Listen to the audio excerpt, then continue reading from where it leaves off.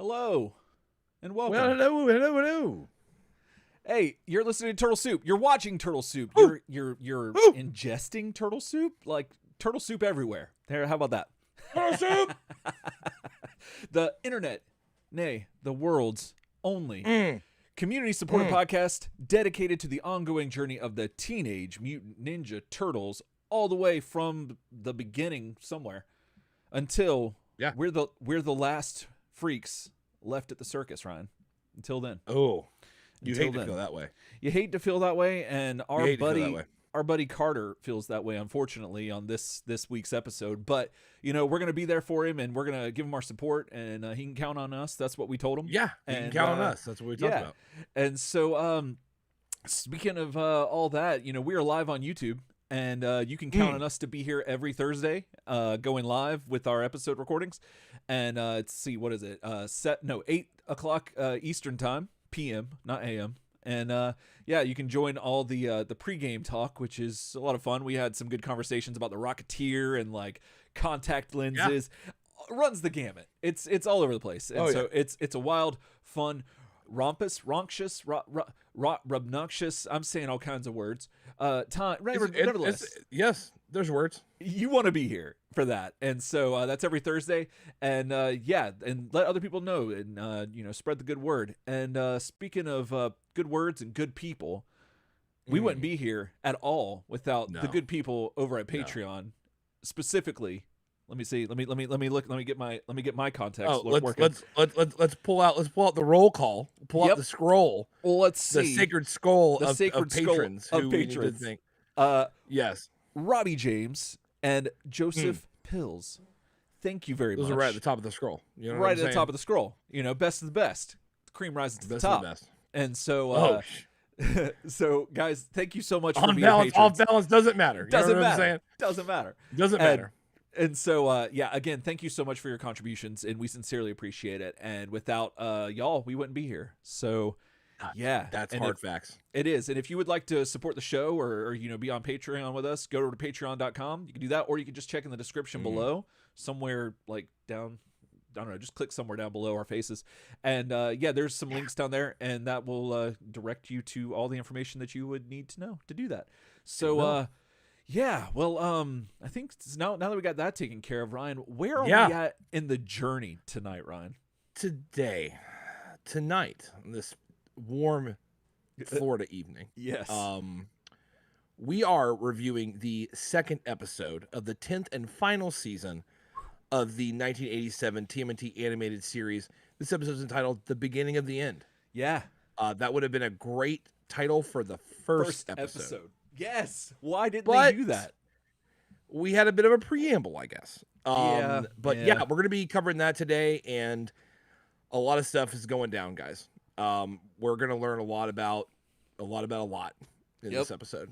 Exactly. So I am excited. I'm excited to do it. So Eric, that's where we are, but where are you today, my man? Where am I today? buddy? I've been well, I think. I'm vacillating between the the existential crisis of pondering one's own death, and then also simultaneously looking forward to Pokemon games and catching them all. You know how that goes. And I know you're back on a massive Pokemon kick, right? So you're kind of you're back to you got to be the very best. Exactly. Like I go through stages where I can like sustain or abstain from getting cards and getting like other things, and then there's times, Ryan, like we're currently in where I get, and I don't think I mentioned this before, but because it's kind of weird. It's kind of weird. I don't like saying it. I don't like coming out and saying it. I mean, but I'm going to, because this is, we're going to pull it back. Okay. No, I mean, let me grab my notepad and my pen and let me get on the couch. You just lay back. You know what I'm saying? You lay back on the couch. You know what I'm saying? I did that often at your house while recording episodes of this very show. Oh yeah. Absolutely. So tell me about your mother. So my mother used to take me to Cracker Barrel quite often. Now, if you don't know what Cracker Barrel is, it's a restaurant that's like it kind of looks like a log cabin if you're seeing it in like a plaza in the wild. And they have a bunch of rocking chairs, like 500 rocking chairs outside, and you can purchase each one of them. You can purchase these rocking chairs. Some of them even have the insignia of our proud American military on them as well. Indeed. Mm-hmm. Whatever flavor of branch you wish. Right. And then there's just some good old fashioned rocking chairs. Exactly. You know what I'm saying? Yeah. And they're not so bad. they're not bad. They're not bad at all. And however, the restaurant is more of a. I always associated it with Southern cooking, but also breakfast food. And longtime Turtletarians will know that I'm just not. It's not that I don't have a thing against breakfast food. I actually enjoy breakfast food. It's just I am not one to actively go to a place that serves breakfast food like as their main thing. That's just not my deal. When I would go, I would always end up getting. Let me get the chicken parmesan. Bad idea every time because you don't do that at Denny's. You don't do that at IHOP. You don't do that at Burger King. You don't do that. You don't get the chicken parmesan unless you're at an Italian restaurant. That's no. But nevertheless, so the Cracker Barrel is one of those places that has like Southern cooking and a lot of breakfast food. But one thing that they have that is probably like, now that I'm talking about it and thinking about it, utterly fascinating, that they have a general store. And that's, now that I'm saying it out loud, that's effectively what the store kind of is supposed to be. It's a gift shop. It's a gift shop. Yeah.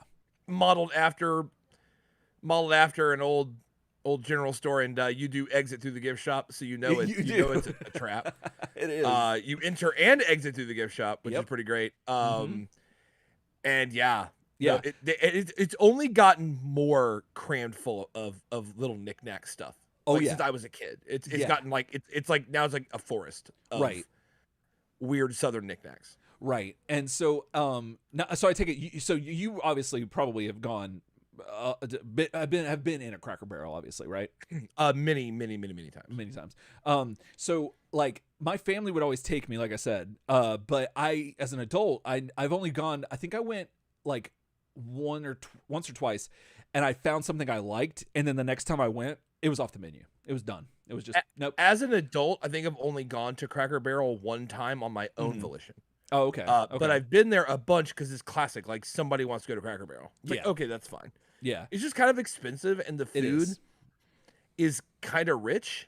Like, so it's pretty, there's like, obviously when I say rich, everybody knows that just means a bunch of butter.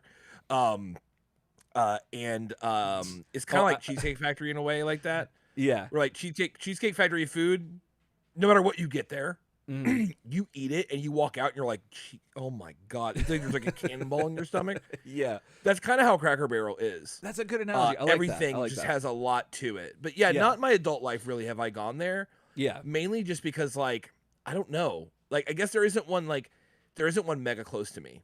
Oh, like, okay, right. I can go, but it's all the way, probably, 20 minutes, 20 minutes away. That sounds right. Not really what I'm feeling. Yeah. You know how I know that sounds right, Ryan? Because I went to the one that was 20 minutes away from you the other night as an adult on my own volition. An adult. So I like we mentioned earlier, I'm on my Pokemon tip, and I saw on the Floosh that people have been finding, I think it's Pidgeot, the figure from Jazzwares, at that store, at their gift shop at Cracker Barrel.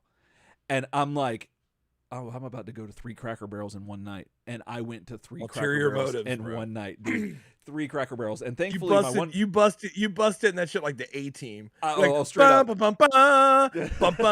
Like, you see like Shannon put on her eye black, like close up, and then you got like a leather glove with no fingers, like, you know what I mean? Like that one shotter. Yeah. Yeah. That's what that I cut the fingers off in the parking lot of the Walmart because I had to. The time I found 10 full leather fingers on that was like the best moment of my life, I think. So that was like, oh my God. That's one of those when you see it, you're like, this is a story. And I guarantee you, as you were walking into your 3rd Cracker Barrel, you were like, this is a story. This is a story. Exactly. That's what I thought. And so that's why I'm telling it here. And we ended up going, and thankfully my wonderful wife, she was, escorted me to all 3. And she found some Halloween stuff there, which was cool. But yeah, I ended up finding one thing I wanted, but not the other. So I had to go to a 4th one, like in another town. Like when we were out there, I didn't go specifically there to that town to get it. But thankfully then I found it. But nevertheless, Ryan, I never thought I'd be going into a Cracker Barrel under my own volition, like, to find toys among anything else. And here we are. So I think It was it was when we went to Gatlinburg in 2019. Okay. In like November, like we went there for Thanksgiving. Mm-hmm.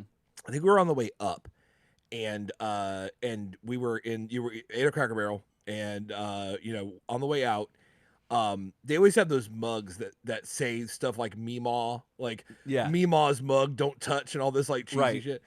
Well, so when we were having August, like one weird thing about having kids is you have to actually ask your parents like what they want to be called, like as a grandparent, and typically people have pretty like distinct opinions on that. Like I've never run into a grandparent that wasn't like, I'm Nana. Yeah. Like you almost like don't call me grandma, don't call me, like there's a lot of stuff, and Meemaw is definitely a Southern thing. I mean, I've known more Meemaws in my life than probably not. Right. But my mom was like dead ass like Nana, and that's it. That's what like, my mom is called. Yeah. My dad went for Gary Guy. Yeah. I love that. That's so good that he because that's what his friend Marty's kids called him, because that's what Marty called him, his friend. Right. Marty be like, oh, Gary Guy. It's Gary Guy. Like he was walking the house. It was like he's like Kramer. Like it's Gary Guy. So the kids were like Gary Guy, and they call him Gary Guy. So like so it's so funny. So yeah, we have Nana and Gary Guy. That's our like, on my side. But coming through there, the kids spotted one of those mugs that said Nana on it. Yeah. And I was like, that's actually pretty perfect. So I actually did. If you would have asked me at one point, would I have bought a mug for a grandma, at Cracker Barrel and been excited about it, I would have said no. Right. But we did that. And then we hit it, and we gave it to her up in Gatlinburg. So it was like awesome. 2 days later, because we stayed over on the way up in Norcross. And so we gave it to her on the way up, or when we got there. And it was really cool. That's cool. Yeah, that's probably my best Cracker Barrel story. Yeah. The only good thing about Cracker Barrel is they have that big ass fireplace, and when it's really cold outside, they do. Because I know you guys want to say like Florida gets really cold, but like with the wet cold, pretty cold. Yeah, like it's pretty cold. Yeah. So when you're in there and they got that fireplace going, that's pretty legit. That's the book on Cracker Barrel. Right. Real quick, you were talking about grandparents' names. Did I ever tell you what my dad is called by my nieces? No. He's called Pop Pop. And that's because of you and me going around and doing the Community. Really? Yeah. So for those who don't know, in the show Community, there was the character that was Pop Pop, like, or he would go. No. Magnitude was his name. He would go around saying Magnitude. Pop Pop. Well, you go Pop Pop. Ryan and I, and then all of our circle of friends, which I know a lot of people don't give a shit about this garbage, but for those who do, we would do the Troy and Abed handshake, where you slap your chest and you slap your hands, pop, but we would say pop pop this at the same time. Yeah, so it was a 2-for-1 Community joke at once. Precisely. So I mean that's value. And my sister had her kids decided to call. I can't remember if my sister suggested it or my dad did, but nevertheless, the reason why was because of us. And so and then there you go. So, and then my nieces, they call me Easy because I was like, everyone else is changing their name. Give me a name, and then we just went with Easy. And so now, like people that don't know that I'm called that, they're like, hey, where's your Uncle Eric? And they're like, who? We don't know who that is. So I minted all of my grandparents because I was the first kid born to like this generation, right? Like in my family. Right. Like, so my mom and dad were the first one to have a kid out of all of my aunts and stuff, right? So first kid around. Well, I was like a year speech delayed, just hardcore. Oh, okay. Yeah. Like the whole inside family joke is that like I was speech delayed, and then I've been making up for it ever since. I mean, that's the joke. But yeah, I was like a hardcore year speech delayed because it just turned out like we went to a speech therapist, and they did EEGs or whatever like on my brain to like see if I like wasn't like something was going on with my speech center in my brain. Right. And then at the end, the doctor's like, yeah, he just doesn't want to talk. And it turned out that my family were so accommodating because I was the firstborn. I didn't have to talk. I just pointed at shit. Oh yeah. So I would just be like, bottle, snacks, goldfish or whatever, and they'd be like, okay, Ryan, 1 second. Right. You know what I mean? So the doctor was like, how about you don't do that? How about you make him Mm. talk? And sure enough, I came up. But Yeah. being speech delayed, I couldn't, like, I called the shots when it came to like who got named what. You know what I'm saying? Right, Because right, like right. it was the tragedy of the commons, or lowest common denominator. It came down to like what Ryan could say. Yeah. So Margaret, Mhm. which was my grandmother's name, I think she tried to go for, it might have been Mima. I don't know. But dude, I hit that up with Baba. Baba. That's what I got. Baba. Okay. That's what I had. Till the day she died. Yeah. That was her name with everyone. Mhm. Somehow I got my grandfather, which is granddaddy. I got that for some reason. I don't know why, but that he wanted to be called that, and that's what happened. Right. Real bad. So my grandmother on my mom's side, Barbara, that came out as Dee Dee. Dee Dee is in no way part of her name. There is no, like, it's not like, you know what I'm saying? Yeah. Like yeah. her name isn't, Deidre or no, Dee Dee. Everyone calls her Dee Dee to this day. Huh. And then my grandfather on my mom's side came out as Papa. And everyone calls him Papa. His choice was something like Grandpa or something like that. Yeah. So I basically just ran over everybody's want to name. Right. And every kid after me just called them that. Just called them that. Just had to. Yeah. So I named him. Yeah. Yeah, I tried naming my grandmother Inez a few times. I tried I call her Nezzy. I just call her Inez. And then I called her Nesticle, and she went with it. But it didn't stick though for some reason. Like it didn't drop with the others. So I wonder why. Yeah. So I don't know. It's up for debate. We'll have to ask the rest of my family. But anyway, real quick, how are you? How are you doing? I'm doing good. I'm back in contacts. I feel like I'm a whole new man. You know what I'm saying? For you guys that missed it, I had a contact explode in my eye due to the fact that I don't take care of my contacts. The eye doctor was like, I tell you what, how about you don't wear contacts for 3 weeks? As a weird pseudo punishment while your eye recovers. And I was like, you know what? I'll wear that. You know what I'm saying? I'm going to wear that because I need to learn a lesson, take my contacts out and clean them like I should. And now I'm back in my contacts and I can see everything. Yeah. And it's beautiful. And glasses are awful. Glasses are a curse on humanity. They were not a curse on humanity until they made contact lenses. Oh, okay. And then when they made contact lenses, it was like, now they're a curse on humanity. Right. They're awful. And contacts are the best. So I'm back in that. Not much else has been going on. I've been kind of low key, really obsessed with like solar rigs and batteries. And and like sustainable energy. I've been like really in that right now. And I'm probably gonna build like a baby solar rig pretty soon. Okay. It's kind of my dream. Like I want to start small. I just want to build something that can run, I don't know, like maybe like whatever, like 10 kilowatt hours or something like that. Something small that could run like maybe like a portable AC, like a wall unit AC could run that for a little time, or maybe even be self-sustaining with the solar power and stuff.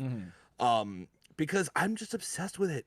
Yeah, it's just so interesting. Like I don't know if any of you peeps mess with that, but like or have solar or whatever, but like there's something about getting free energy. Yeah, and there's something about the fact that you can just store this in batteries, and if you do, it's just math to be like, well, if I'm using this much power off these batteries, but then they're being charged at this rate with my solar panels, then this is just the forever time.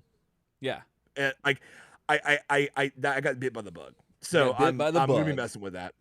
Get bit by the bug. You know what I'm saying? Oh, totally. Yeah. So I'm kind of just low key. Like that's all I'm watching on YouTube now. It's just like learning about solar systems and learning about all this different stuff where you can do that. That's fantastic. I kind of just low key want to set one up in my backyard and just have power for everything, or just build one for like a hurricane preparedness thing. Oh, be like, like if it goes down and we like lose power for several days, then I'm just gonna harness the power of the sun. My battery, and I'm literally going to plug in the window shaker in my bedroom and live in the AC for a while. Yeah, like I won't have power for anything else, but like I could charge my phone and stuff off of that battery. There you go, and live my life. So that's what I've been into lately. Yeah, that's something that I'd probably want to get into as well, because like if piggyback on that, because that's just that's always fascinated me, but I've never like deep dived into it. But yeah, the idea of what's kinda harnessing cool the power of about the it- sun is fantastic. Yeah, what's kind of cool about it is you can start small, Mm-hmm. and it's kind of infinitely expandable. Like if you get the right gear, like the right you need like a charge controller for the battery, right? Okay. Like the basic pieces are solar panels, Yeah. a charge controller for the battery, so that way it charges the batteries right, doesn't like Right. overcharge and blow up your batteries, right? Right. And then like a sine wave inverter, which is literally just it makes DC power that comes out of the battery into AC power AC. that powers your appliances. Oh, there And you then, go. Like maybe some breakers to make sure if there's a surge, It doesn't. and that's break it. Anything. So you can start with like one baby solar panel and one baby like battery. Mm-hmm. Get the gear, get the inverter, and the charge controller, and you've got one. There you go. And Man, then if you want to make it sound bigger, so easy. you just seriously, it's just math. If you want to make it bigger, you get more another solar panel, Yeah. and maybe one or two more batteries, hook them up to each other, and now it does more. Right. And eventually, you are going to have to like switch out your sine wave inverter if it's like say loaded too small. If it's too small to like run a lot of stuff, or Yeah. your charge controller, like the more batteries you get. Mm-hmm. But charge controllers are only like, a couple $100. Like, so once you can keep it going basically. And that's how a lot of people start like off the rig, or off the grid solar stuff. Like Okay. they have like say like a hunting cabin that's like Right. really small. And at first it's just enough to power, an oven or like a range. And then Yeah. it's enough to power lights and stuff. Then it's enough to power a heater. Then it's enough to power. And eventually like they have a little home that's completely sustainable. That's It's awesome. really cool. I don't know. Yeah. No. That's totally So that's cool. so I'll be filling you guys more in on that, I guess, as we go. But yeah, I'm pretty. It's gonna be pretty hard to stop me from messing with that. I think That's awesome. my thing right now. That's awesome. So with ourselves out of the way, Yes. how do you feel about getting into some of this sweet episode 2 action? This beginning of the end. The You know beginning what of I'm the saying? end. You want to get into the beginning of the end? I'm ready to start at the beginning. Brian McKnight. Well, no, because this is episode 2. Dang it. We can't, No, we can't that's start back back at at 1. one. Yeah, Yeah. we can't do that. No, we will not start back at 1. We I'm will not not. down for that. No. That was way too long. That was a 2-hour episode review. It was. That was like, at some point, do you think Brian McKnight just ever like, how do I put this? I feel like he's basically stuck in a Groundhog's Day situation. Okay, I can see that. Yeah. Do you ever think that eventually like that would drive him nuts? I don't know. He's pretty smooth. I think that if he was, He would starts let us back at know. 1, dude. Yeah. Yeah. But he wanted to start back at 1. Like, if I'm not mistaken, the way the song No, goes. that's how Groundhog's Day always goes. Right. Like That's Groundhog's true. Day starts with because it's all about the 7 stages of grief or whatever. Like that's how that storyline always rolls. So Yeah. at first you're kind of shocked, and then you're in denial. And the denial section is the fun and game section. So like every Groundhog's Day story has a like, oh, I'm gonna harness this because it's hilarious. Yeah. And I think that's where Brian McKnight was when he wrote the song. I Okay. think he was kind of like, oh, I want to go back to 1 and talk about how much I love you again. Then I want to go Right. back to 1. Then I want to go back to 1. Fun and games is fun and games, but eventually, just watch, Groundhog Day. Yeah. Eventually, it ain't fun and games. That's true. It ain't no game. So yeah, Ain't no game. it can change fast. But goodness, I ready to do wonder. it? I am, but I was gonna say, I wonder if Carter's going through a lot of those. I think Carter is back at 1. I think he is. I'll be 100 with you. Like I worry about Carter a little bit. Yeah, I do too. And I'll be honest, I'll just spoil it. At the end of this episode, I don't feel like I feel like he's still back at 1. So we're like, spoiler alert. It's true. I agree. It's the beginning of the end, not the end of the end. You know It what I'm is. It is. You ready for me to plug in that television? See if I can get that working now. Well, let me introduce the episode. You're gonna introduce the show. You know what I'm Okay. saying? All right. Let's do. Okay. And then okay. get me on the TV. You know what I'm saying? Okay, Like, 'cause we're gonna I- do this, 2-frame style. That's true. Yeah. That's true. All right. I just want to Got sure. some I want to margins, make though. sure. Okay. Oh, baby, I got you. I'm gonna feed you.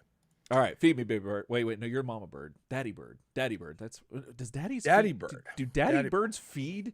No, I don't think they do. Where's the I don't dad think bird? Dad Bird hangs around. I don't think Dad Bird hangs around, but at all. You know Dad what I'm bird does saying? not hang around. I think Dad Bird's like out, dude. I never. Like, I might be wrong. I'm not an animal scientist. All I'm saying is like, it feels to me like Daddy Bird hangs long enough to do the deed, and then like honestly, I think Mama Bird's like, get out of here. Oh, I like can this see nest that. is big enough for me and I baby can birds. See that. Like, so you need to get out of here because I can teach those baby birds how to fly and how to hunt and all that stuff like that. Yeah. Like, so you made it happen. You and the cat make it happen. But now the cat needs to get out of here. You know what I'm saying? Now the cat needs to fly away. Right, exactly. Goodness, I never thought. I could be wrong. I'm willing to accept that I'm probably wrong about that. Right. But that's wild. It's always Mama Bird. It's always like, Mama Bird. I'll never see like doting Daddy Bird there. Like, oh, good job, honey. Yeah. You know, like you never see that. You never see bird family photos. You know what I'm saying? Like you never see. You never see bird family photos. They don't do it. It's a touchy subject. I get it. No. But we need to get them a whatever. We need to get them like a subscription or whatever. You know, like those family photo things where where like every time you win it for family photos, like, would you like to be a member? And I'm like, you think I want to do this all the time? Yeah, no. How many memberships do you have, my man? Right. Yeah. Like, how many people pay you X dollars a year? Yeah. To be able to come in anytime you want. Yeah. Anytime you want. Come on in, man. Yeah. Come on in. We'll make you hold your aunt's arm up. And right. we'll like, you know what I mean? Like, we'll make you prop your aunt's elbow up, which makes you feel really uncomfortable. We'll hey, you want to get the big rolly balls out and sit there with your sister back to back and look awkward? And then they get that first saddle thing that they pull out, and then they're like, act like you love each other. Yeah. No. Yeah. Like you can have all that for just like $200 a year. Right. Come in here. It's like, no, like we did this because we have to. Yeah.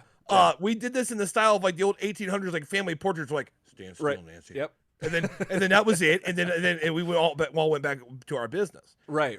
Family photo day was like the worst day ever. I can't think of it. You got to let me know. I know we're going along on this segment. You got to email me.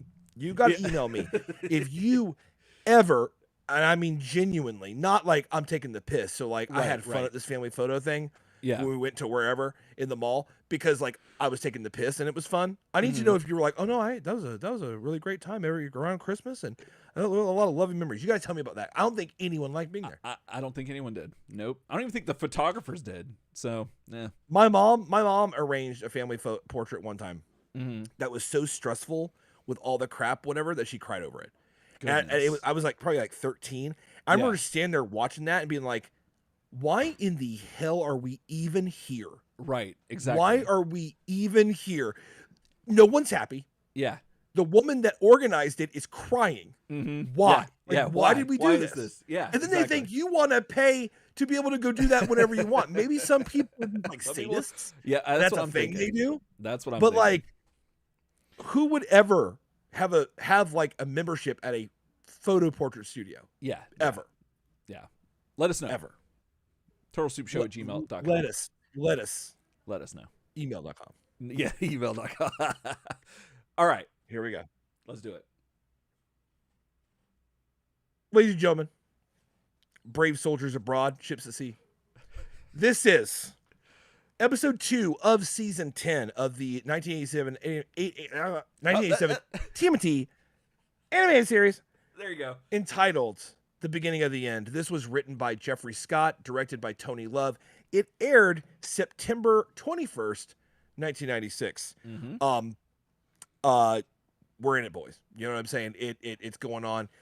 By way of it, so basically, you really should, if you haven't watched our last episode, 261, where we reviewed episode 1, you should definitely just go hop back. You know, it's on the UpTubs. It's on the podcast situation. And it might be go down back below. and check it out. Yeah, no, it should be down below if we did our job. So it's down there. Go back and watch that because it's pretty cool. If you're watching live though and you're like, man, this is live. Like, what are you talking about? I can't do that. Effectively, like so basically on what's going on here is that Dregg is back. He has ditched the high tech in a little rockety ship that happened. Blasted him, just yeeted him out into space and said like, sorry, die. And Mung now. Mung is the second in charge. He is the commander of a bunch of legion of alien and insectile Batmen who have laser guns that can invariably shoot lasers or white goo that is mildly suggestive. Yes. That happens. It does. The turtles are all about fixing their hyper mutations. The mutations we saw that led to the group mutation. like the one that led to all that. They're trying to like solve that hardcore. Yeah. And Donny thought he made some advancements. Turns out he fixed every turtle but Leo. Leo is a crazy. I call it hyper mutant here because I believe that Dregg refers to the piece of shell as a bit of this hyper mutated turtle. Oh, so okay. I'm gonna call this form hyper mutants. Okay. I don't know what we would call the stupid big versions of the turtles. That was the they're unstable. Normal. That was the unstable mutations, I think. So unstable mutation. So this is a hyper mutation. Okay. Yeah. That made Leo once again forget friend or foe. He turns into I think Raph called it does a King Kong routine. Yes. Where he just terrorizes things and he's out of control. So we left last episode with Leo in a cage and Donny like, well, I hope we can fix that. And Carter being bummed out because honestly, if it wasn't for Dregg's intervention, like Donny's machine should have fixed everybody except for Carter, whose genes are different and it doesn't work on Carter. Right. So Carter is about to leave. We talked about that a lot last episode, which is why you should really go back and listen or watch it because we talked about how can you just walk. He listened to his inner cowboy and not his inner Sandman. He just walked away. And was going to go back to college and did never say goodbye to anybody. Never say thanks for the good times, anything like that. Just went ahead and did it. So that's kind of where we leave ourselves off. So we're back in the lair with Leo in a cage, and we're going to try to fix it again. Yeah. Okay. So I think now we can warm the TV up. There we go. Right on time, baby. Right on time. And then here we go. Slime me. And then it's the action zone. It's the action zone, baby. It is the CBS action zone. We're back. Target acquired. You know what I'm saying? We're going to travel down the Monday Night Football metal tube in the ground thing, metal walkway, subway tracks, whatever you call it. Lightning bolts. Target acquired. Kinds of stuff. Yeah. Yeah. Lightning bolts. Target acquired. And then we get our intro. Now we open in the sewer lair with hypermutated Leo in the wooden cage, just like he was before, hooked up to a bunch of leads. In my head, I'm kind of like, how'd they get the leads on him? Yeah, how? Did they just like poke their hands like through the thing and be like, yeah, gotcha, sucker? Yeah. Did they wait till you fell asleep? Does hypermutated Leo even sleep? And more importantly, why does hypermutated Leo not have ripped those off? That's true. I don't know. But there he is. You know what I'm saying? That's him in full glory. Yep. Donny thinks he solved the problem. He zaps Leo. It turns out, guess what? It worked. You know what I'm saying? Leo comes back to normal. Little amnesia. He's like, why am I in a cage? But then 2 seconds later, he's like, thanks a lot for helping me. So that's what it is. Donny grabs a stethoscope, checks out Donny's heart, or Leo's heart, says, you're good. But we see Leo's feet start to grow randomly with like a little power. But then it just cuts like really fast. There's a good image of it. And nobody notices. Yeah. And they never pick back up on it. I think that was for us, I guess. Unless they're pulling a Chris Claremont, they're going to pick this thread up later. Yeah. You know what I'm saying? This is just a hanging thread. You know what I'm saying? So hopefully we'll get back to it. Now, aboard the Dreadnought, Dregg holds a teeny little bit of the little hyper mutated. He's like, look at me. Piece of shell that he got from Leo last episode in their little tumble. And he declares to himself and Mung that with this substance, with the hypermutated shell piece, and this stuff called mutanite, which we've never heard of before, he can mutate the turtles out of existence. You know what I'm saying? Oddly, yes. Mung has to play the can't do attitude game with Dregg, which I feel like a lot of times if you're a second in command, you probably get stuck with a lot because Dregg's like, and then with 800 unknown chemical substances, I will create an elixir that will burn up Earth. And you're like, we don't have like 780 of those. Those are, I don't know what half of what you just said is. Yeah. Probably in Dimension X. Sorry. And we saw High Tech got canned for it. You know what I'm saying? Last episode. So, but Mung does have to come in and he's like, we don't have mutanite because it's really hard to find and it's actually in Dimension X, so we don't have it. But after some manhandling at the hands of Dregg, Mung does let Dregg know about plutonium. Plutonium. Yep. And Dregg's like, what at? Never heard of her. You know what I'm saying? But he does analyze it. And yeah, once again, now he's like, oh, wow, this is some cool stuff. He once again launches his plan to destroy the turtles and conquer Earth. In the lair, the turtles are watching a dinosaur fight film with Carter. Just like, look at those feet, look at those dinosaurs. All normal. Carter laying back, getting kind of emo, kind of lamenting that he's the only one that isn't cured of his mutations. Yep. To which Splinter, picking up this one from last episode, because this is all Splinter does, just walk around and tell you things, tell you why stuff. He walks through and offers a happy butterfly does not spend its time dreaming of caterpillars. Yeah. Eric, what the hell does that mean? I love it. I think he's not, I think what it means is that, I don't know how serious do I want to take this. It kind of speaks to me in a way, because I get so worried about the future that, like, you know, having Splinter say this, it makes me, it kind of resonates with me that it's like, you know, the butterfly or the caterpillar is just concerned about what's going on with the day, and then he's gonna go to, you know, get in his little cocoon and wake up a butterfly, and he doesn't concern himself with the means and matters and all the stuff with the butterfly. He's just worried about the caterpillar stuff. So just worry about the here and now, and the rest will figure itself out. That's the interpretation that I'm taking with it. But you're basically saying that Splinter is trying to hint to him, like, hey man, like maybe you don't need to be fixed. That could be, or it will work itself out. That's the only interpretation. Because with the butterfly, you think that there is something, like that there's a change that will come. But then again, this is a character that mutates himself. So I don't know. Yeah, but using the butterfly and caterpillar like analogy, you don't go back to being a caterpillar, man. That's true. Like that whole, it's always used. This is always used as an analogy for some kind of like watershed or transformation. Like you go from one thing into a whole different form that's beautiful and so different. Right. They constantly talk about this, and this is used so many times. But so here, it seems to me like the only way I can really interpret it is that Splinter's like, basically like, be a happy butterfly. Like, you're different now. Like, you're not, there's a chance you may not be normal Carter again. So if you're a butterfly looking back and being like, remember when I was a caterpillar? It seems like I'm the only one that's not a caterpillar anymore. And you're kind of wasting your time. You know what? Dude, you just broke my brain. So I had like a little fit of dyslexia where I switched the hymns. I thought he was saying the caterpillar does not dream of being a butterfly. Like, I got that crossed up. No, that makes a lot more sense now. Yeah. It makes a lot more sense that he's saying the butterfly. So just be content with where you're at is pretty much what he's. Yeah, exactly. I think that he's trying to tell Carter that, like, no, you are who you are, and that's it. Like, there's no, like, accept who you are and be proud of who you are kind of thing, because there's honor and there's a pride to be had in that.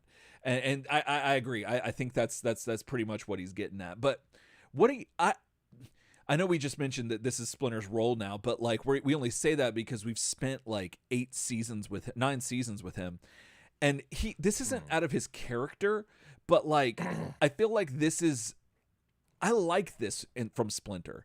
I would have loved. I say this, but in practice, it might have gotten very annoying. But I like, in theory, the idea that every episode had Splinter dropping some sort of like knowledge like this, or some sort of like, not necessarily a parable, but like a wise like saying to get you thinking.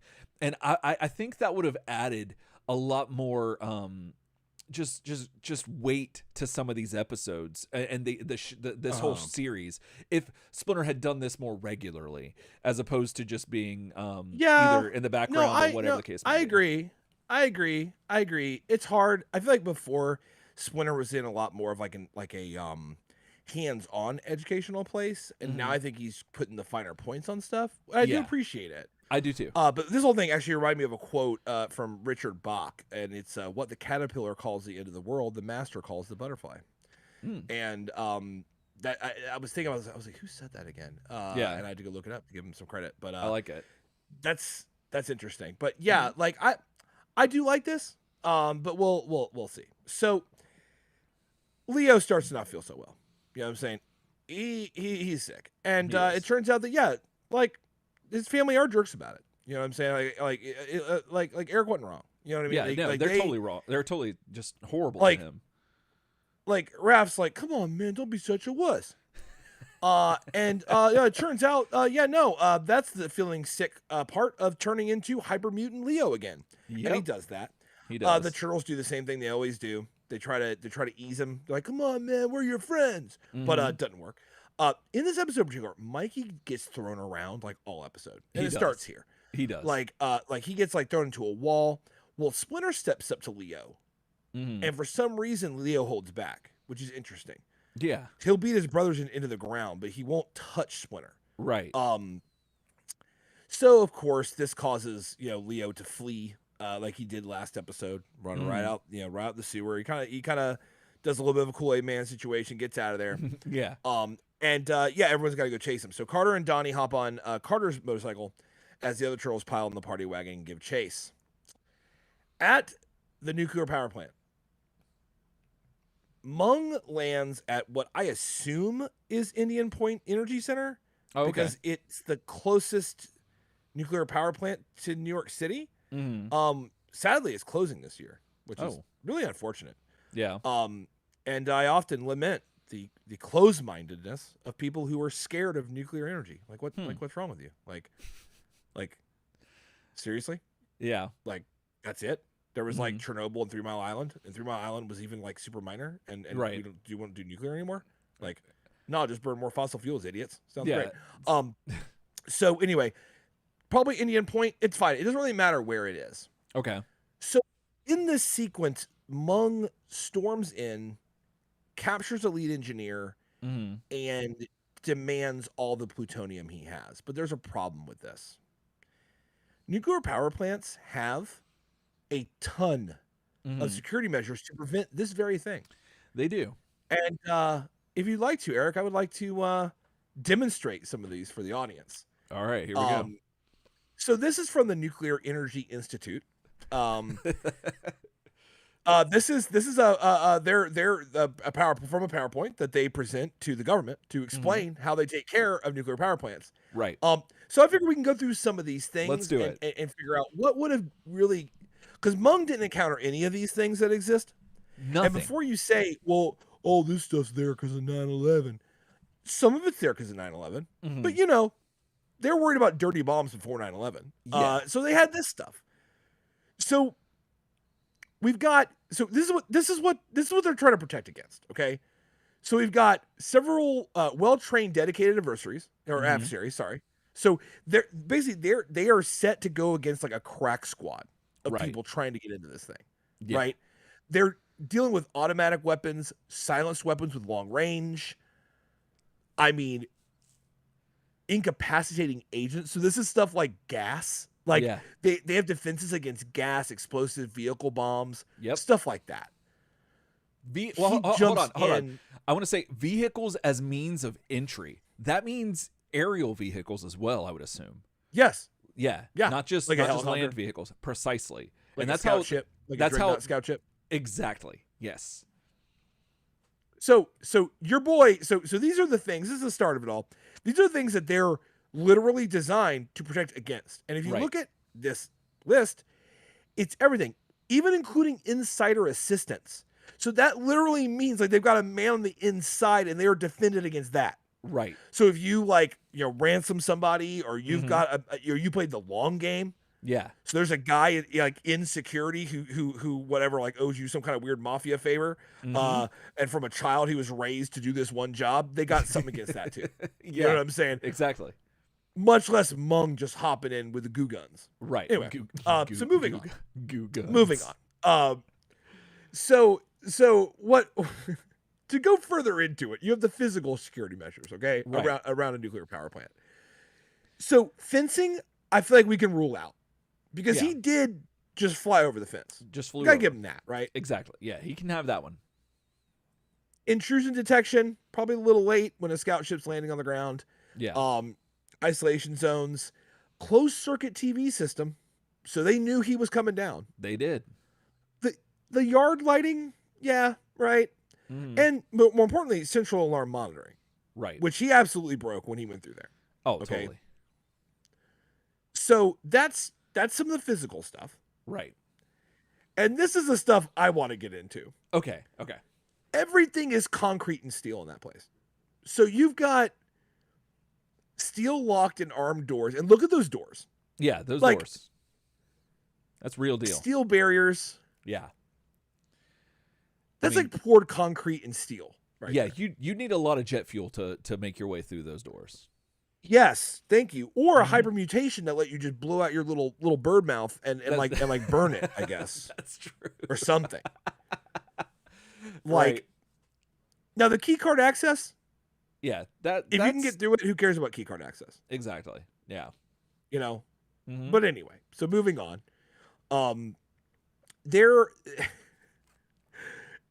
This is another thing I love. Yeah. This is called hunks with guns are literally put in protective positions to repel you. Right. Part of the program. That's their job, is to make sure you don't get in. And yeah, those hunks, they're going to do their job. They're well trained. So those guys don't ask who you are first. They don't. And those are not kill you first. They kill you first. And I'll tell you this. Thank you. Those are not goo guns that they're carrying. I'll tell you this right now. The part that I want to really focus on is hardened defensive fighting positions. Mm-hmm. And you see the gentleman in the bottom is literally in one of them. Yeah. That is bulletproof steel. Yep. And anchored into poured concrete. Mm-hmm. And you're not going to dislodge that man. That man is going to keep firing bullets till he's out of bullets. Right. And the big part I love is also the appropriate adversary delay and engagement barriers. So their whole thing is they're going to stop you from getting in as long as possible, so they have time to shoot you as long as possible. Right. So yeah. That's now the thing. I take it that these guns, especially in the first person's in the first picture, that gun. I don't know anything really about guns except for goo guns, and that gun is. I take it that doesn't care if you're an alien or not, like an extraterrestrial, no. Red for Batman example, kind of if thing. you like if Mung has his little alien steel little shield he can put on, right, there is a potential that it could stop bullets. Mm-hmm. But that doesn't count for your feet and head that aren't covered, and also all of your Batmen are dead. Right. By the way. Yeah, just gone. Because guess who doesn't give a shit about Goo Gun? Yeah, the guy in the bottom behind the protective barrier. Right. The hardened defensive barrier. Yeah. You can cover the front of that with goo, and he does not care. He does not care. That's going to be bullets in your face. Is what's going to be. And it's somewhat insulting that Mung just walks into this place. It is. At least give us some of these guys. Right. But getting into a nuclear power plant is not a thing you do. Oh, no, I love this. I love this one. Yeah. Look at this. Tell me you can get in there. Right. Yeah. You're just going to waltz in. Yeah. No. That looks more secure than Eric's bedroom door after he watched Paranormal Activity and had to lock it up because he thought someone was going to be over his bed going back and forth over the course of hours. Right. And get dragged out of bed. Especially the one with the bars on it. That's about what it looked like when I spent the night there so many times. It looked a lot like that. Now, given the benefit of the doubt, as adults, you and I, we've worked in a myriad of different places, and yes, we've been places where we've seen that certain things are not done correctly necessarily, or sometimes things slip. That looks like it should be entirely locked and secured. It's not, and that's terrifying. That's happened more than I like to admit, but so even if you could make it in here on the day where everything's unlocked, I mean, that's a lot of luck. And unless you're Long Shot or the Scarlet Witch, anybody who can manipulate probability, sure, the chances of you just coming in here and getting our plutonium is slim to none. If you're, I get it. If you're Omega level, you're just what is matter? Right. And then you just get into wherever you want, right? Yeah. I mean, Magneto could stroll through this thing. It would not be a thing. Right. But when you're just an alien beetle man, with goo gun, You got about 8 goo gun Batman bros with you. Right. I just have like 3 words. It's hardened defensive positions. Exactly. You're just dead. You're just dead. So is that all? But look at There's those doors. Oh, like, sorry, I'll go back. That looks like a murder place. Oh, this is beautiful too. Okay, you ready? So no, go back. You're yeah. You're okay. good. You're good. Yeah. So look at those guys. Like, do they look like they're gonna play with you coming into the nuclear power plant? Yeah, no, these dudes have tabletop training on their resume, which I don't think you or I have. Yes. They also have force on force training, which sounds very aggressive. Like, that's just... It sounds a lot like, how about I have been training against like an armed insurgency full of like commandos. Right. Yeah. So then later on, when I see the armed Beetle Man with 8 Batmen, I'm good. Yeah. Like this reminds me. This reminds me of like every what do they call it? CQC, close quarters. Close quarter combat. Yeah. Every CQC scene in Metal Gear games where you have Snake like fighting somebody and they're doing the whole like Arya Stark thing where they drop the knife and they catch it and they do the flips and they that stuff. Every one of these people, like, that's how they dance. Like, that's fun for them. They're gonna just so if they're taking it seriously, it's even worse. Like, you're not doing this, Mom. This makes no sense. Anti-terrorist exercises, they're planning for everything. Right, exactly. And Mung just waltzes in. How does he? And like even in like other things earlier in this cartoon, like where they would be like, oh, we're going to go on the Air Force Base. They at least, Shredder and guys had to at least fight off like a handful of hunks with like M16s that shot lasers somehow. Like, that's just kind of like what it was. Like, you had to fight against the things. And but anyway. This hunk is not like, he's hunky, but he's not good. Like, look at that. That alarm is behind like the thinnest layer of glass. Like, I mean, obviously it needs to be broken, but like, that should have, the alarm should have already been going off. If you've gotten in there, the world is ended. World is over. And that's the only thing I'll give Red Skies is that in this continuity, maybe they just didn't have the resources to defend, the Indian River. That's true. Maybe they just didn't have the resources to defend it. Yeah. But that's a good idea. I feel like there would at least be some people there to defend it. Because what you don't need after some apocalypse is more apocalypse caused by just giving this man the fission materials. Exactly. Now, we're going to also get into this. When Mung gets in there, he demands all the plutonium you have. Yes. And the funny thing about nuclear power plants is that they actually use uranium fuel. Now, uranium and plutonium are different in the fact that plutonium is derived from uranium. They're also spelled different. And it has to be chemically, and it has to be chemically separated from uranium, okay? Through a process, okay? Now, when uranium is used as nuclear fuel, a very small amount of very low-grade plutonium is a byproduct of using nuclear fuel in a reactor, okay? So you get this little bit, like, it's like literally like fingernail clipping level business of like plutonium that's in the reactor. The problem is that plutonium sucks. And many world governments have actually attempted in their attempt to like make, nuclear weapons, like say for example, England. England has nuclear power, but we're like, can we use this plutonium to make weapons? And they can't. Yeah. So even you're talking about like an actual like first world country can't do that. Yeah. Mung can't do that. Mung cannot. I thought. So for all this, like getting past all this like non-existent security, when he gets there, he asks for the wrong stuff. Yeah. And also, I would have loved it. This would have been like I might have like gotten like this episode like tattooed frame by frame like around my whole body. If the engineer here went like, okay, if you want the plutonium, and he basically like gets like a little thing that where they use to and he gives him like this little pile of shit. This like little shit. He's like, here you go, have it. He's like, that's it. He's like, that's all the plutonium we have. Yeah. And he's like, but I want the nuclear, I want the plutonium. He's like, that's it. Yep.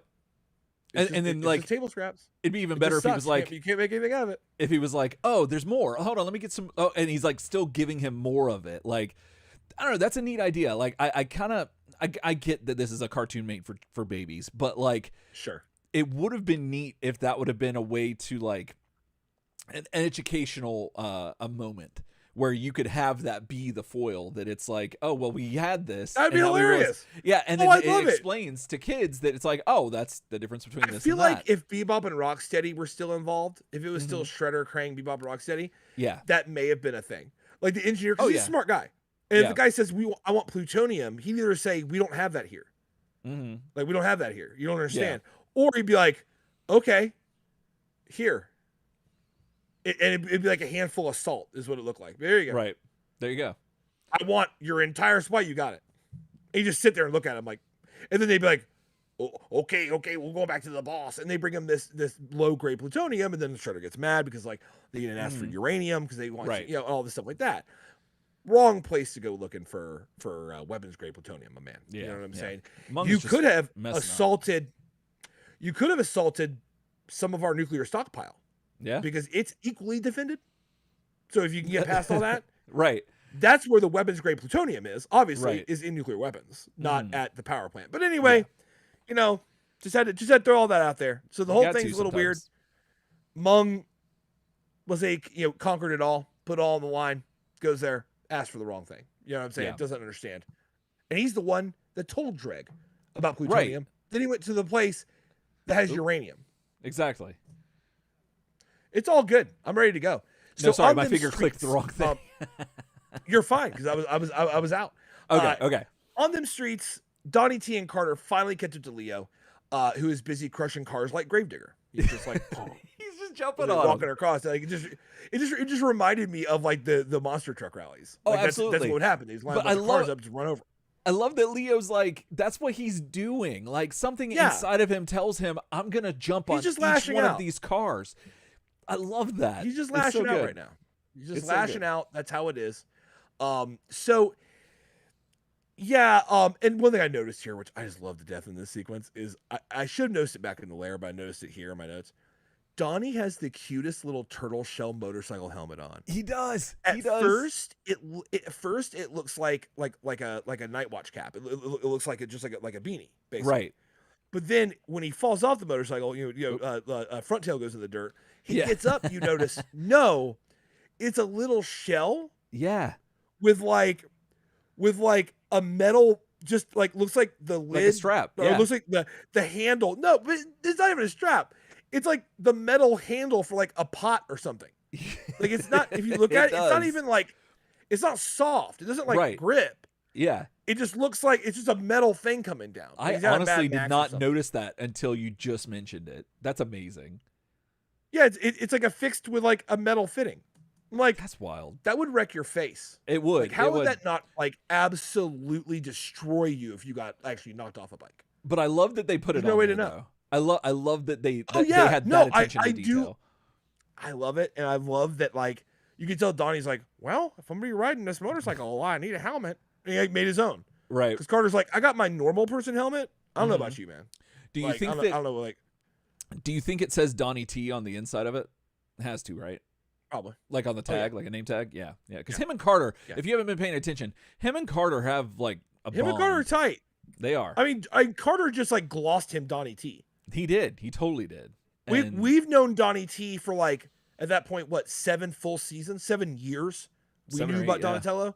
Yeah. Carter walks in and goes, hey, punk, I want to train with your master. Right. And you're Donny T. You know what I mean? And he's like, yeah, okay. Like, and I haven't even been to college. And I haven't even been to college yet. Yeah. That's it. I'm out of here. You know, because that's what Carter did. Oh, that's what it is. So the other turtles show up, and they see Leo running back toward this hockey arena emblazoned with the name, the Mighty Clucks. Yes. And and I thought it said something else, minus the L. When I first saw it, and I thought, how come I've never heard that joke before? Yeah. But yeah, so this next sequence is honestly just kind of a thing. So, Leo runs in underneath the hockey ice that's cold and held up with I-beams. And I don't understand. I don't think that's how that ever works at all. No, not at all. But that's how we're doing things. There's no hardened defensive positions at the nuclear power plant, and there's no foundation for that whole thing to sit on besides some memes. I don't understand. Yep. But they're there, and it happens. Leo gets down there, and effectively this entire scene is just a huge fight thing. The turtles try to get him, they try to wrap him up. Mikey tries to get, the lasso out again, doesn't really work. The turtles get really cold. Your boy Carter steps in, Big Bird, Savage Dragon Big Bird makes his first appearance. You know what I'm saying? He's got to fight this guy. Yep, there it is. All of its glory. God, I hate that character design. And he's just like fighting. He's like, let's do it. Well, sure enough, you know where this is going to go. The ice gets cracked, and guess what happens? Leo jumps up on the ice. All the posers out there playing hockey, get their dicks knocked in the dirt. They fall over. The hockey game gets called off. Big fight ensues. Mikey gets like shot across the ice and put into a goal. Oh, that was the best. I loved that. Because that's just Mikey's lot in life right now. Oh yeah. Savage Dragon Big Bird gets wrecked by some collapsing concrete, but then all of a sudden it didn't fall on him. And then Leo runs out of the arena. Yeah. And then Carter goes back to Savage Dragon Big Bird, even though before the commercial break he is clearly shown being covered in concrete from the stadium. He then, coming back from commercial break, is holding it up safely so people can get away. You know what I'm saying? And I feel like we're going to see that again later this episode in a way that equally makes no sense. So stay tuned. Stay tuned. So, we come back to April. April's in her apartment. And I just want to live there with April. I just want to be in there with April.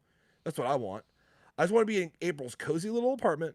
I want her on the internet and looking up stories. Because that's a picture of what I want. Like, this would be a great image for like a chill hop playlist. Oh, it kind of would. Yeah. You took the subtitle out, dead serious, and you kind of like affected it where it looked a little bit more like rainy out. Like it looked a little more like it was desaturated more. Yeah. And a little more blue. Like I just listened to that chill hop playlist. Don't worry about it. You know what I'm saying? Like all day. So April is once again on the internet. You see her right there on the screen. It just says internet. It just says internet. Really feeling it, and she says, the internet is great for researching stories in this super dreamy way. Like it is like, and I want to marry it. Right. Is the next thing she would have said. Exactly. Except that a news report comes in, a little TV she's got there, relaying the latest in Turtles mayhem. At this point, it's got to be an old story. But your girl April at this point is not interested. She's like, no bueno. You know what I'm saying? I'm going to research nice normal stories, like a car theft ring, for example, that's connected to the infamous auto wrecker. Yes, that's a person's actual name. Oh, let me get to him. Yeah. Because there he goes, right there. Yeah. That's your boy Otto.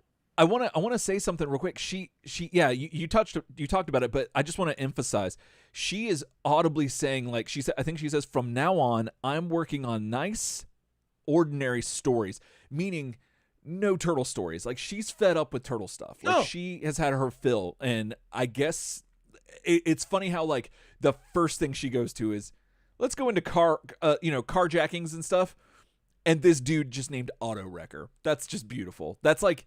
That's what happened. It's Auto Wrecker. That's his name. He reminds me, when I saw that, I kind of had like a visceral like flashback to the Cops cartoon. Yep. 100%. This looks like a villain from Cops, man. He totally does. It just hit me. I saw your boy Long Arm. I saw him with the cuffs shooting out. I saw the whole 9 yards. I was ridiculously into Cops, the cartoon. No, it was ridiculously into that show. The toys were beautiful. Yep. Everything was perfect about Cops. It was. Best. So much so that I will not go back and watch it. I do not want it ruined for me. You don't want to sully that. It is what it is. I'm just right there with just like that and Silverhawks. Don't want to see it. Silverhawks is great. That's it. It's so awesome. That's all. That's all you need to know. Auto Wrecker, but I guess he does, leave the Cops cartoon and make an appearance here. That's his real name. And he disappeared 2 years ago without a trace. Yep. So April's like, well, let me input some things in the computer. And it turns out that, it just does predictive analysis. That's 1996. It just goes, he'll strike here. And April's like, internet's awesome. Yep. And she grabs her jacket. Not her jacket, it's already on. She grabs her stuff and she heads out the door. Outie. Meanwhile, on a railroad bridge, Leo does the thing. This sequence, kind of annoying. Leo wanders onto the structure of the bridge. And the turtles in the party wagon and Donny and Carter T get on, Donny T and Carter get on either side of it to like corral him onto the bridge. And they're like, this is how we're going to catch him now. So Mikey lassos Leo, gets him this time. And instead of Leo just running off and going around a gas station again like he did last time and wrecking Mikey's face, instead now he's helpless. And he gets pulled in and everything's going great until your boy Dregg rolls up on that scout ship. You know what I'm saying? He rolls up and he's like, let me open them doors. And the squad of Batmen are like, so I just started blasting. Basically. Right, yeah. And they just go for it. We're shooting lasers this time. That's Not a good look. Yeah, it is. That's a good look. Better than goo right now. They're just shooting indiscriminately at the situation. I guess Leo is. They know. I guess at this point that hypermutate Leo is impervious to laser guns. Yeah. He demonstrated this last episode, so I guess they're not really worried about indiscriminate, like friendly fire on the person they want. Right. They started blasting. At some point, this clears the turtles and Carter away. It also blasts a hole in the railroad bridge. At first, it doesn't look that bad. It looks like it just breaks the wooden ties between the rails. But later, when they give it the Ren and Stimpy embellishment, it is like absolutely demolished. Yes. Like, good job, guys. You literally took apart the railroad. That's it. But now, doesn't look so bad. So Dregg's ship shoots out a tractor beam onto Leo and starts pulling him in. And of course, at that moment, guess what? A train's coming. Oh my God. And I got to tell you, man, I hope it's not Soul Train. Because nobody's got time to stop and dance for Soul Train. Nobody. It's just not a thing that can happen to you. No. And Soul Train will come for you sometimes. We talked before about sometimes like with Soul Train, you just walk into an empty warehouse and it's just Soul Train. Yeah. But every once in a while, like Soul Train goes on the road. And and if Soul Train's ever on a train, that's double Soul Train. Double train. And it's gonna come get you. It will. You don't have time. You don't have time for it. You don't have time for strangers on a train. Nope. You don't have time for the band train. The band train will bore you to actual tears and everyone dies. Tears of Jupiter. What I'm saying? You can't have that happen. Thank you. Thank you. And Girl on a Train and Snowpiercer's out. Right. Well, yeah. Because that's so. Trains. I can't think of a train Can you think of a train you want to see here? A train I want to see there. Ninjas on a train might help. It depends. If they're loyal ninjas on a train, they might help you. That's true. We saw that in the saw ninjas on a train on the OVA. The animated anime. I can't even talk. Yeah, I'm so distracted by the trains. I can't think of a train I'd want to see unless it's like the Transformers from Robots in Disguise, where they had 3 trains that could transform into one giant train, and I'm like, I'd like to see trains become a bigger train, but and the only type, but bigger in the sense of like vertically, not horizontally, because horizontal trains bigger is bad news. It's always bad news because then it's like Snowpiercer, and then but Snowpiercer's not what you want here at all. It is not. We don't need Soul Asylum with Runaway Train. Like, we don't. That's another thing we don't need. So there's a lot of there's a ton of trains we don't need. So train sound, not a good thing. Not a good thing when you're on the tracks. Precisely. So turns out Mikey and Raph, so Donnie's like, hey, you guys worry about whatever train that is, whatever version of a train that is. Could even be a train HVAC system. Who knows? Right. I'm going to jump on Leo and ride him up the tractor beam. Yep. To make sure he's okay. You heard it. All the Batman. I don't know. He did it. Mikey and Raph are left with Carter. So Carter starts issuing orders, and Mikey and Raph are like, "Look, we lost leader number 1 because he's hyper mutant. We lost leader number 2 because he literally jumped on board with hyper mutant into the enemy's clutches. Yeah. So we are leaderless. And honestly, not really a leader among them, frankly, especially not in the animated series version. No, Raph would lead were this Mirage, right? But that's not how things are right now. They are helpless. So Carter steps in, you know what I'm saying? Third acting captain says, you guys go do the do the stereotype, and go throw the train tracks over to another set of tracks that will somehow not have this thing come over the bridge. Right. Mikey and Raph go to do that, but they just can't actually do it. They just can't. No magic nunchucks, so they fail boat. They do. So it looks like Carter is going to get hit by the train, but he quickly transforms into Savage Dragon Big Bird, hops into a hole in the bridge, right, and then somehow holds the broken pieces of the track up and to level stop the train and level with nothing to brace his feet against. So not only that is literally physically impossible. Not only that, so the way, if for those who are watching the video, his fingers are obviously not like underneath it, like he's not holding it flat. He's gripping it. So now for those who aren't familiar, Carter's Big Bird mutation, he does have a sort of somewhat Colossus right arm. Colossus type arm. We would have called it Colossus if you looked at anything else like Colossus. Right. It would have been in the name. So it's a metal looking arm. But his left hand is just like the rest of his big feathered Big Bird self, presumably flesh. So, I mean, I get that he's strong, and I get that he might be impervious to lasers and goo guns, but like, if you have a train, like, be it like we've said, in the band, the locomotive, whatever, Thomas, it doesn't matter. Runaway train, any one of them, Snowpiercer, it doesn't matter. Coming at you at such velocity and the weight of that on those tracks, I think that those fingers are going to be severed, right? Like, regardless of how much you instantly gone. Yeah. Yes. Because the other thing, I Sorry. The alternative is that they stop the train, right? Because they're so strong that the train can't go over them. That it would wreck the train then, right? If he could withstand it. That's called a derailing. A derailing, and right? On a bridge, that would have sucked. Oh, and that's what they're trying to avoid the whole time either. Absolutely. So yeah, the train doesn't. The tracks don't appear to be like parts blown out of them because the train still rolls over the tracks. Right. But Carter has to hold them down. But then I guess once the train rolls over, also hold them up. Yeah, that's what gets confusing. Evenly. Yeah. And this process would be made a ton easier if in the art they decided to make the train tracks the I-beams they normally are. Right. And not just a flat piece of steel. Because trains don't roll on that. Right, no. So if it was a normal I-beam, then you could hold the bottom of it. Right. With each hand. Yeah. And spare your little fingers. You know what I'm saying? But here, it's just flat steel. Right. It's just a flat thing. And that's what it rolls on. So Carter shouldn't ever have fingers again. Never. And he physically, how do you push something up if you're hanging from it? Yeah. Like, explain that. I don't know. So many questions. Because they earlier show a clear hole in the bridge. Oh, yeah. But he's good. You know what I'm saying? I don't know what he's doing, but he did it. So, train passes by. No Savage Dragon Big Bird. Mikey and Raph instantly start to eulogize him. They're like, man, that was the bravest thing I ever saw.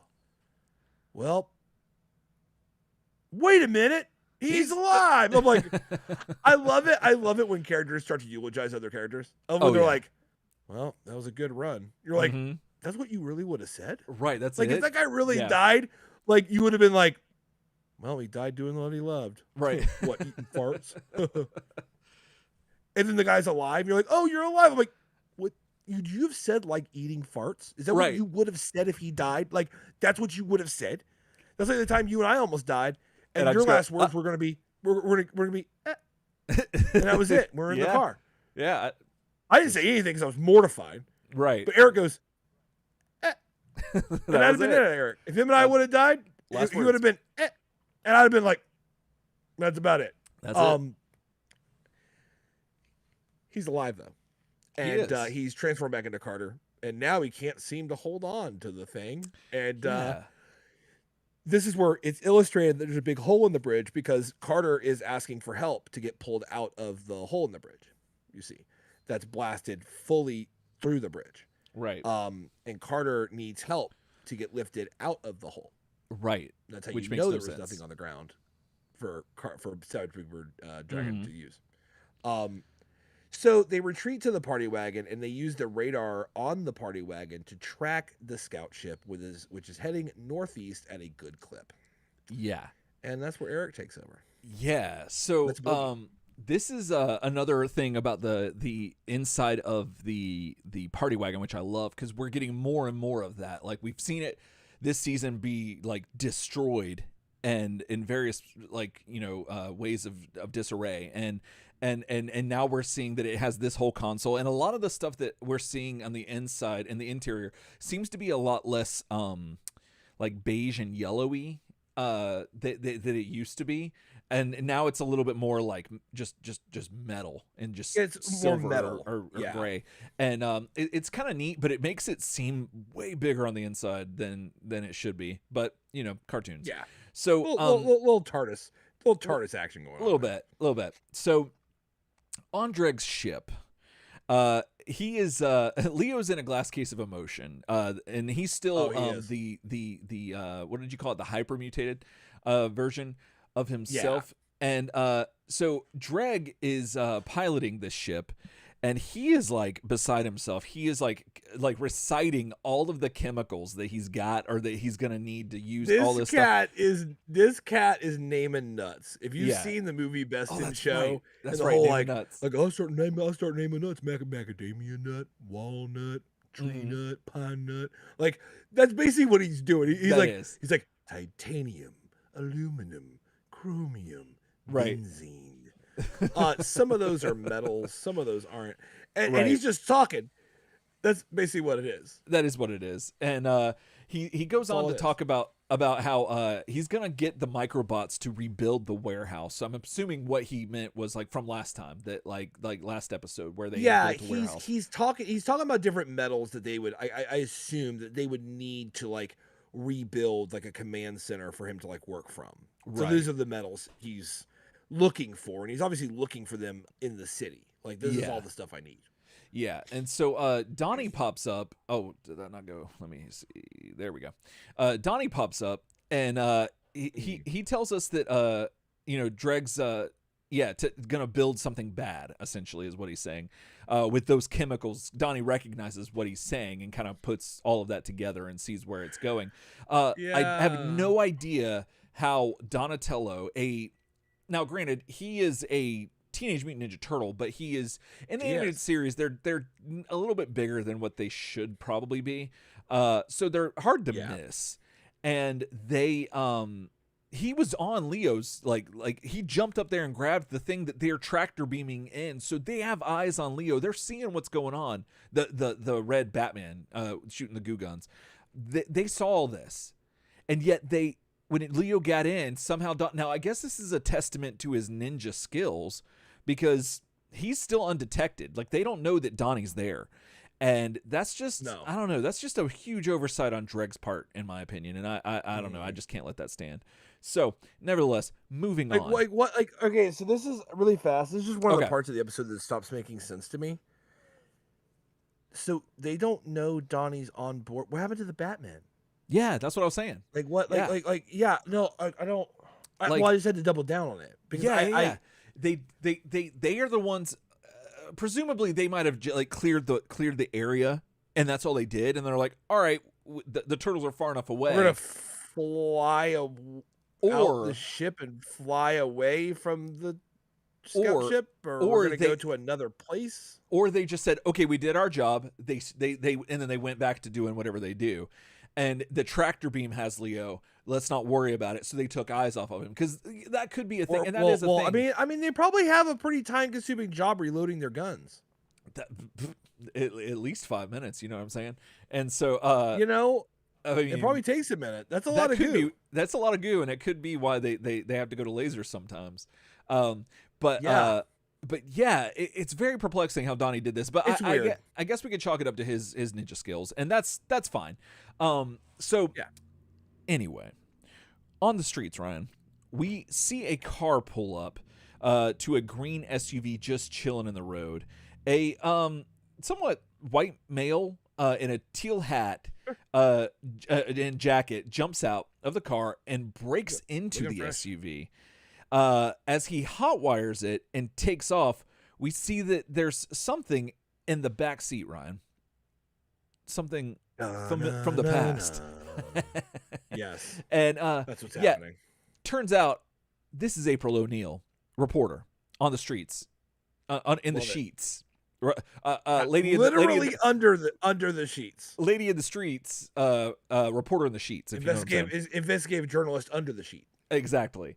And she's in here with a camera, not a gun, not her camera gun, unfortunately, but just a regular camera, literally undercover, Ryan. She is literally undercover doing this. Well, she's doing it. She's back to getting on some nice, normal, relaxing, calm stories. Oh yeah, like I love that this is her way of a car theft ring. Yeah, I love that she wants to Well, in all fairness, she's been to other dimensions. She's been in Shredder's harem. She's fought like aliens. But she has a mutant rat friend that she's got on speed dial. Like a car ring. Was Shredder's harem. Yeah, she was. A criminal car theft ring is definitely like a touch or two down from that, so I can kind of understand it. But I love that that's the world that she lives in, and that's her character. That what we would think would be like really ridiculous, like that you would go do that. This is nothing to her because she's seen so much worse, and I guess I didn't really register that until we're talking about it right now, and I kind of love that. So anyway, So at what we soon discover is a chop shop warehouse. The green SUV gets buzzed in, and the driver exits. And then we see that April thinks that, okay, at this time, it's a good time to come out of hiding. That she's like, okay, I think, the car stopped. Let's survey the area and see what's going on. And she states how this is going to be an easy, turtle-free story. And I'm so happy that they're addressing it, but like I kind of well, she has been kind of like not there during most of the Red Skies. She's been a little distanced, and so I kind of like that they are addressing this now. I kind of wish they would have like laid those seeds a little bit a little bit more in previous seasons, but what can you do? So that would require not resetting the show every episode, Eric. That's true. Well, I guess what I mean is with the Red Skies being that they're all contiguous, that it would have been nice if she would have been a little bit more vocal about why she's been distant. But we did notice that she was distant. No, you're not wrong. There's some weird stuff. Like I think she got a little more play than maybe you're giving her credit for. I think she was pretty instrumental in that whole like plot line about like Channel 6 getting like wrecked, and how effectively like the Turtles just kept destroying Channel 6, and she's like, well, keep doing that to my job, please. That feels great. There was that episode where she just literally saw the Turtles one time where a crime was and was utterly convinced they were criminals. Yeah, that was a weird take. She's been around, and she had a lot to do with the plot line about the whole like Dregg's like kind of like war of attrition with the media and stuff. But I agree with your man. I think she's got a lot of play in Red Skies actually, but this particular, like, I'm sick of this. Yeah, I don't know. They haven't really given her that, and I agree. I would have liked that to be a longer storyline for sure, but she did get plenty of play. See, when I think back on it, I just feel like she's been a lot. Like she's been there. I know we've talked about her, but I just feel like she's been nowhere near where she was in previous seasons, or like just she's not really as integral as she had been. And you know what it could be? No. It could just be that she's not wearing the yellow jumpsuit, and that was so like vibrant that it stood out. Her more earth tones, the attire that she's wearing now, she kind of blends in. So, and I don't know, and that works well for her in the back of this SUV because they're not noticing her. All these thieves, these master thieves, have not noticed this person just filming. No. In the back seat. So anyway, April, she talks about how this is going to be easy turtle-free story. Just then, as per usual for the Red Skies season 10. Oh yeah, your boy Dregg comes in, Kool-Aid Man. Just where we're going, we don't need doors. And Yeah, he just bursts through, and I love this. I love that it's just a running thing with them. And so yeah, he wrecks his ship through the wall, and April's like just blown out because she's like, well, great, like just when I thought this was gonna be normal and easy, we get red flying Batman. And they Dregg's red flying Batman. They fly out and they pull Leonardo in his capsule out of the ship, and so once they do that, they start blasting everywhere, and they clear out the room. The whole operation is cleared out because, of course, like you see them with the goo guns, and you don't want to be stuck with that. Yeah. No. So yeah. And then Dregg does this thing, which I think is kind of a boss move. He just straight up throws his plans on the ground, and he then takes a canister of the Microbots and he pours them on top of the the plans, and he just says, "Build me a plutonium ray." That's some real analog to digital conversion right there. Oh, like, 100%. Like, literally, yes. it's like AD converter. Yeah. The most basic AD converter. It's like I pour digital thing on analog thing. Read my analog plan. Make me ray. Right. And honestly, the Microbots are pretty badass because they actually just do that. They are.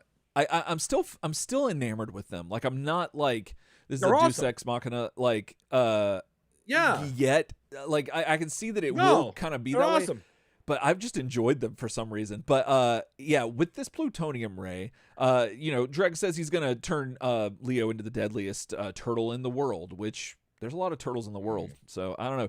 Then we get to see the whole Microbots in action, doing their thing. And again, if you're just now watching, these Microbots can turn matter into whatever they want to. They can just turn it into anything. No, they're awesome. And, yeah, it's fantastic. So, speaking of things that are awesome, we have the Teenage Mutant Ninja Turtles and their friend Carter looking for the ship that took Leonardo and Donatello.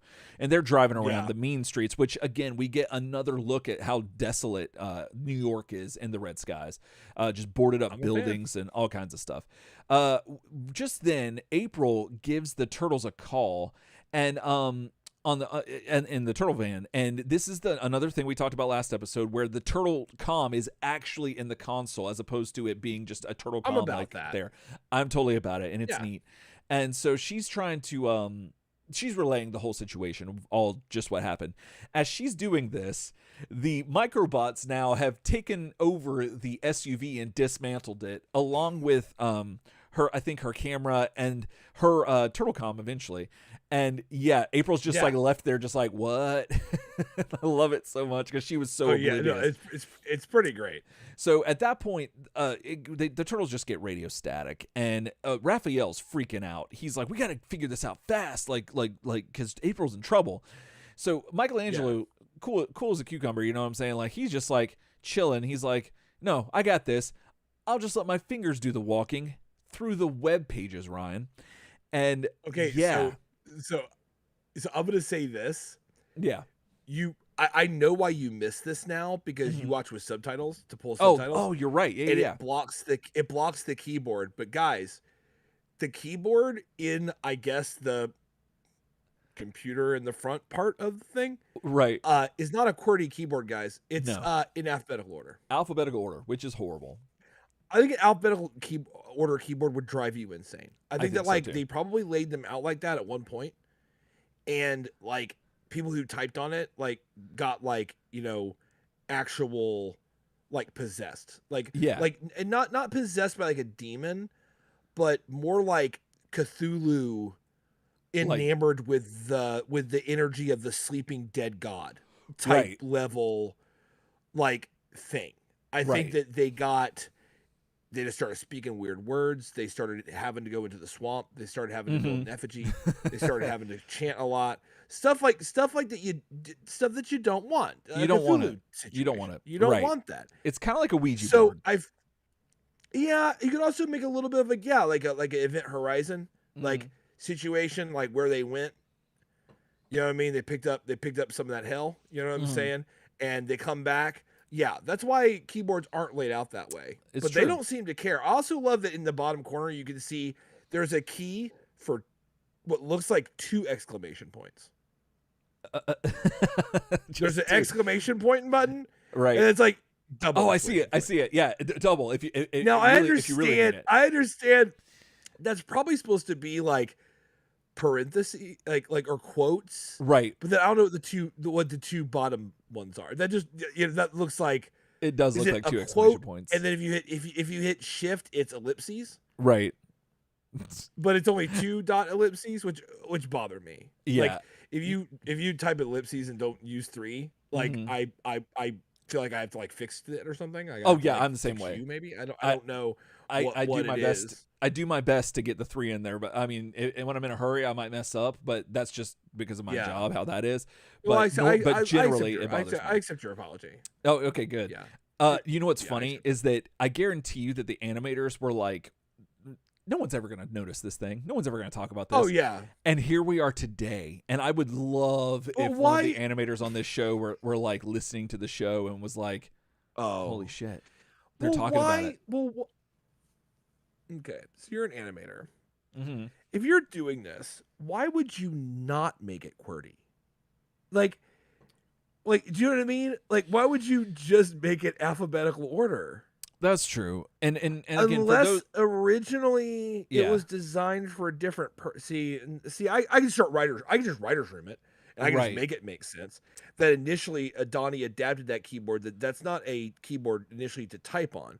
It was a keyboard for different rows of banks of different weapons or different functions, like A, B, C, and he kept adding to it. Okay, and now he added a new computer interface where you can type like words into a search function or whatever. Yeah. But like you're going to be on typing it on a keyboard that was made for like alphanumeric like commands, not for typing words. Right. And I think that's probably you're close to it, I think, if not right on it. But like another thing is that this is the advent of the internet, like the internet age, like where computers are in your house. Like so a lot of people aren't. They're great for researching stories, man. They're great for the researching stories and for triangulating where a criminal will strike That's next. What she told us. So like I get that maybe, but you'd make that argument, but then like typewriters have been around way before the computers and everything. So there's that. However, I will say this. Wait, stop. What?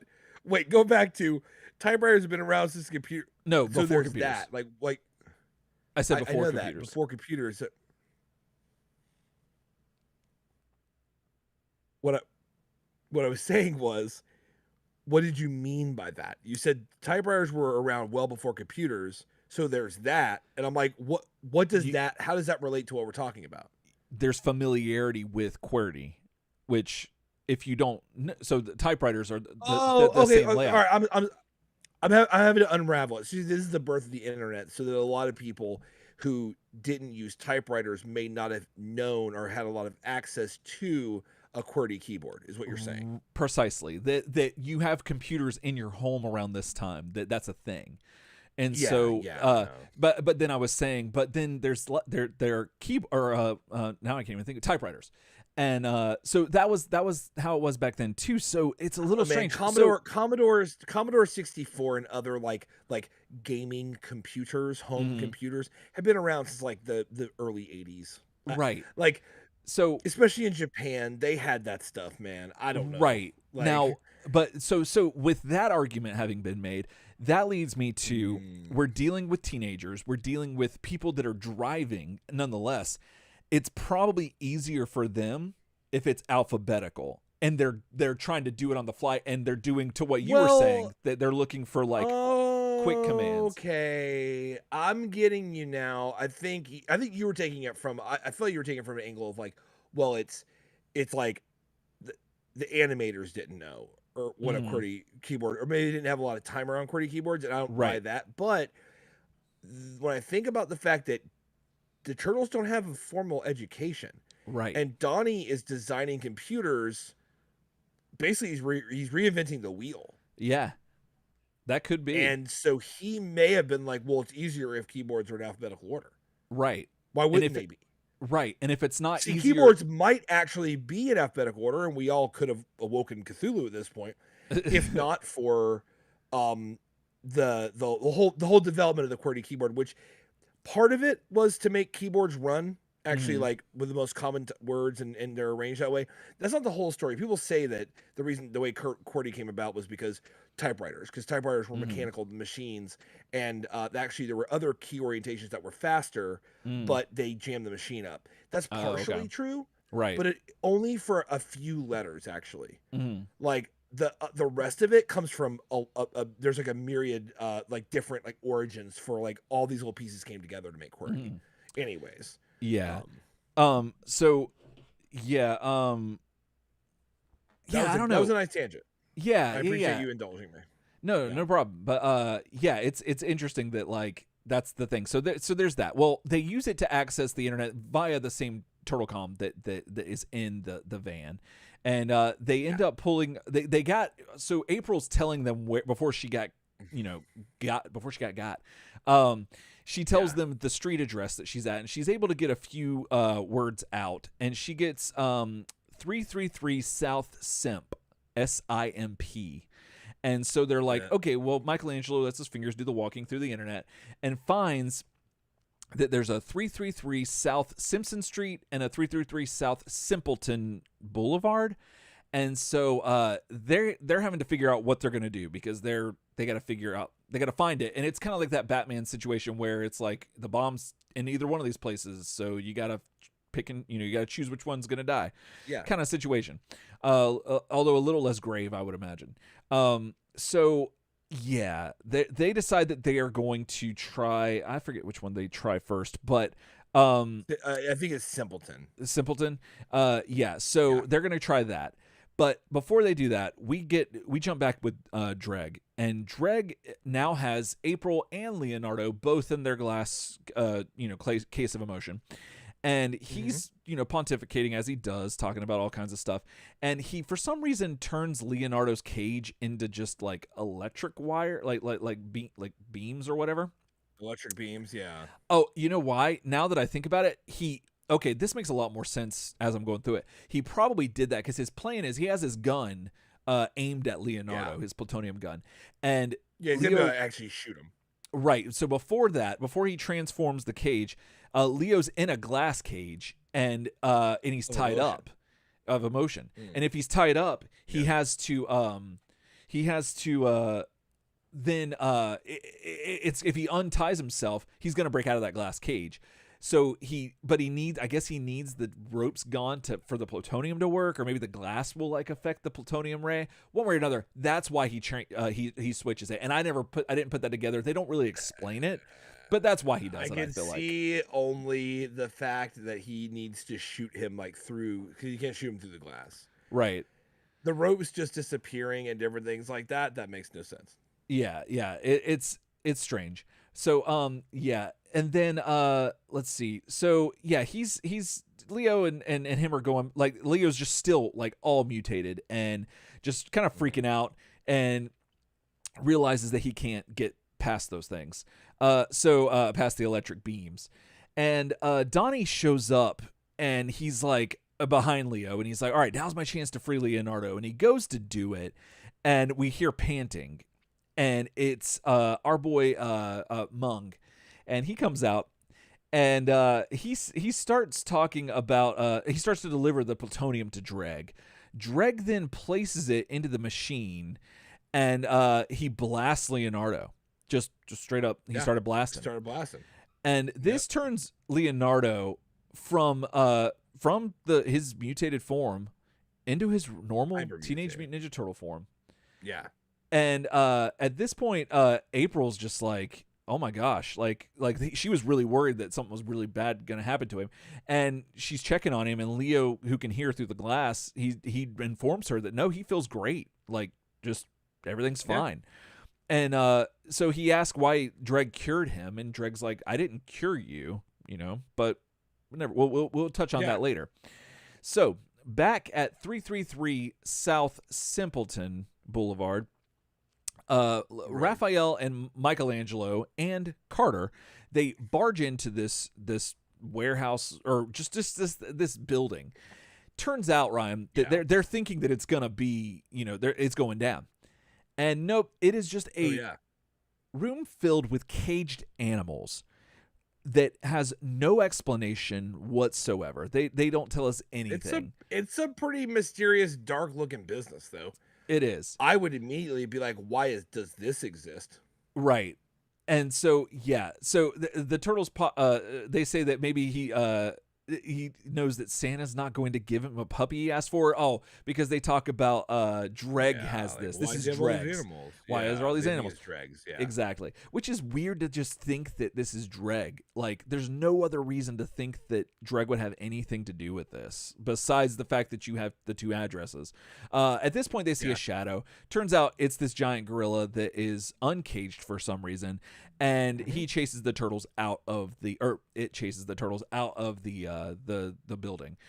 Back at the warehouse with the plutonium gun, April, and now regular mutant Leonardo and Dregg. Leo is pleading for April to be let go, and Dregg is quick to oblige. However, he said that he set her free, but did not let her go, and he grabs onto her, and he is going to turn her into a cyborg via the Microbots, which I think is fantastic, and I kind of sounds great. Would have loved that. Sounds great.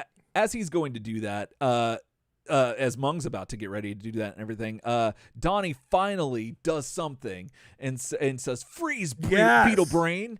And so he throws his bow staff or gets ready to. At that very moment, the turtles again bust through the wall like the Kool-Aid Man, because they had to spend that budget money, like just to it's the last season, they got to wreck everything. No, they got to make it happen. So as they come in, we got the red bat boys blasting and destroying and just shooting everywhere. Guns are blazing. And at this point, Carter comes in and just wrecks them with his bike. And I just want to point out his license plate, they oddly animated it. Well, they didn't animate it, they just wrote it. But it says 17952. So if anyone knows what that's a reference to, if it is at all, hit us up, turtlesoup@gmail.com. Actually, this is so weird. It's like lodged into my head. From doing research on this episode, I do know that it is an animation mistake in this episode that his license plate is clearly shown before in the series, and it's a different number. Interesting. Like, do you think that he got it changed because I don't know what numbers it is. I don't know what number it originally was. I wasn't going to bring it up because I was like, oh, it's interesting, but I don't think it's that big a deal. But it is apparently not the same as it was before. Yeah, that's strange. And I'm accustomed to looking at license plates because of Marvel movies and stuff. So yeah, I'm always thinking that there's something there, and I don't know, speculation's fun for me. Well, at this point, the turtles are able to jump out of the van because Carter has cleared them of the gunfire, and they just come out and they just start throwing their weapons. And by weapon I mean for Michelangelo, his grappling hook. Yeah. And at this point, Carter gets blasted by, I want to say he gets blasted by the plutonium gun, if I'm not mistaken. He does. Like that, like off his bike. I'm pretty sure that's what it is. Now I don't know if they bring this back or not, but that's how I took it. Wait a minute. The red coloring makes me think it's a Batman gun. Okay, it might be. It might be. I think the plutonium ray is like white. Right. Like it was like white, not like white goo, but like white energy. Okay. Like it's not red. I think he just gets hit by a Batman shot. Right. See, I don't know, because Dregg orders Mung to use the plutonium ray and blast Carter off his bike. So I don't know. It could go either way. Oh, okay. Maybe you're right. Yeah. Sorry, because I was going off my pictures instead of my notes. So that's what was crossing me out. But yeah, I don't. But by the color, you're right. It could be one way or the other. Raphael takes Leo's swords, or his blades, if you will, to him. And he is able to cut through the electricity that was keeping him captive. At this point, they all just kind of like meet up in the middle and just are casual and just talking. Everyone is, and they're talking to Dregg about like what's going on. And Dregg is this is that classic villain thing where you realize that that everything he knows something, and he's cool. He's got some cards up his sleeve. So he does. He tells Leonardo that he didn't cure him, that he has actually turned his mutated genes into a very unstable element. And Donatello's like, wait a minute, are you saying that he's gonna go like nuclear? Like that Leo's gonna explode? Like this is gonna be real bad? And yeah, basically that's pretty much it. At that point, Leonardo starts to not feel so good, and yeah, he starts to do that glow thing that his feet I don't did. feel very good. Is what that subtitle looks like to me. Exactly. This does. And he mutates back into the hyper mutated version of himself. Yeah. At this point, he grabs April O'Neil and pieces out. The Turtles and Carter, they decide that they need to get the chemicals to do something to fix this, essentially. And so they decide to split up. Donny T and Carter are going to go get the chemicals, and no. Raph and Mike are going to go get the chemicals from Dregg, who took off, by the way. Him and Mung, while this was all going down, they pieced out. And yeah, so they're going to split up, and this is my favorite part of the whole episode. Donatello and Raph and Mikey, they follow Dregg in the turtle van. They find him. Michelangelo from the turtle van yeets his grappling hook up to to Dregg's ship that's flying away, that's way up in the sky, and manages to get it hooked in, like just through the concrete of it, or through the metal into the bottom of it. And yeah, at that point, Raphael switches on the autopilot on the turtle van, hugs Michelangelo, and they both like sail out of the window, the passenger side window. Oh, of the yeah. van. And yeah, they climb their way up, all the way up to the top of Dregg's, or into Dregg's ship. That's pretty Florida Man, right there. It is. It is. I guess the Florida Man seal of approval, right there. It totally does. That's totally Florida Man, or something that could happen also in Australia. Yeah. And yeah, then so so Donatello and Carter are going to find Leonardo, and so they find him at the No Sweat gym, or at least in that vicinity. No sweat.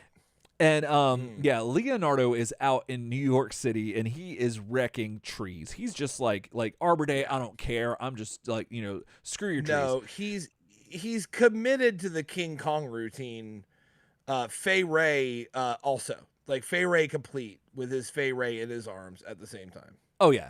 So it's great, and then the police show up, and he just starts kicking cars. Like it's great. I love this. I love that he's just like screw your cars, and yeah, it's fantastic. Well, at this point, Donny T and Carter, they stop the bike and they run over to this dump truck, and your boy Donatello is just like, hey, let me borrow your truck.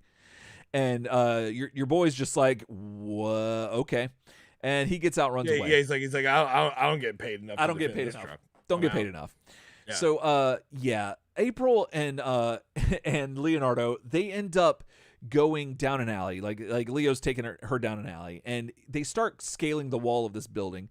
One way or another, Donatello ends up getting April and away from Leonardo and into the actual dump truck, like the actual garbage. Well, it's a garbage truck. What did I say? Dump truck. It's a dump truck. Sorry, that's two separate things. Yes. Yeah. Sorry, it's a garbage truck. Yeah, I felt weird when I was typing dump truck. Like I was like, yeah, that's not what that is. But I guess it just didn't click. But yeah, they are in the garbage, and it's pretty bad. So April's like fed up with this, as she's been stating that she's sick of all the turtle stuff and all that stuff. So she is going for the lever to release it, or I don't even know if she knows what that does. She's gonna pull a lever just to get out. So she goes to do that. Donnie's like, no, don't do that. What it does is it ends up flipping the bucket to make Leonardo fall into where they're at. At that point, it's a whole mess. They end up getting Carter to come over, and they release it. They get out. They trap Leonardo inside of it still, and they take off in the garbage truck. And so, yeah, at this point, we're back to my favorite part of the episode, Ryan. Michelangelo and Raphael make their way unknown into Dregg's ship, again from a grappling hook. So they sneak up behind Mung and Dregg, and as they do, Raphael, I believe it's Raphael, steps on like a glass of green like liquid. And how? Yeah. You're a ninja. How? Yeah, how does that happen? How? If you're a ninja, how? So it was the only thing on the floor. Yeah, the only thing. Yeah, this floor is spotless besides that. And now I can get that you're hyper focused and that you're a teenager and that your adrenaline's running because you just like climbed, I don't know, Ryan, like what? Like I don't know. 1,000 feet in the air, maybe, if not more. Sure. And so, yeah, that's terrifying. And so your adrenaline's pumping, but you step on a vial of green stuff. Like, you're a Teenage Mutant Ninja Turtle. Green stuff in vials is something you stay away from. Like, that should be like, you know, up there with spiders and, you know, penicillin. Not want a Flowers for Algernon situation happening based off this. It very well could. It could, and we don't know yet. If I'm not mistaken, they don't address this the rest of the episode. No. But nevertheless, at this point, the turtles are caught by Mung and some Batman, and the guns start blasting, and Raphael they take off. The turtles retreat.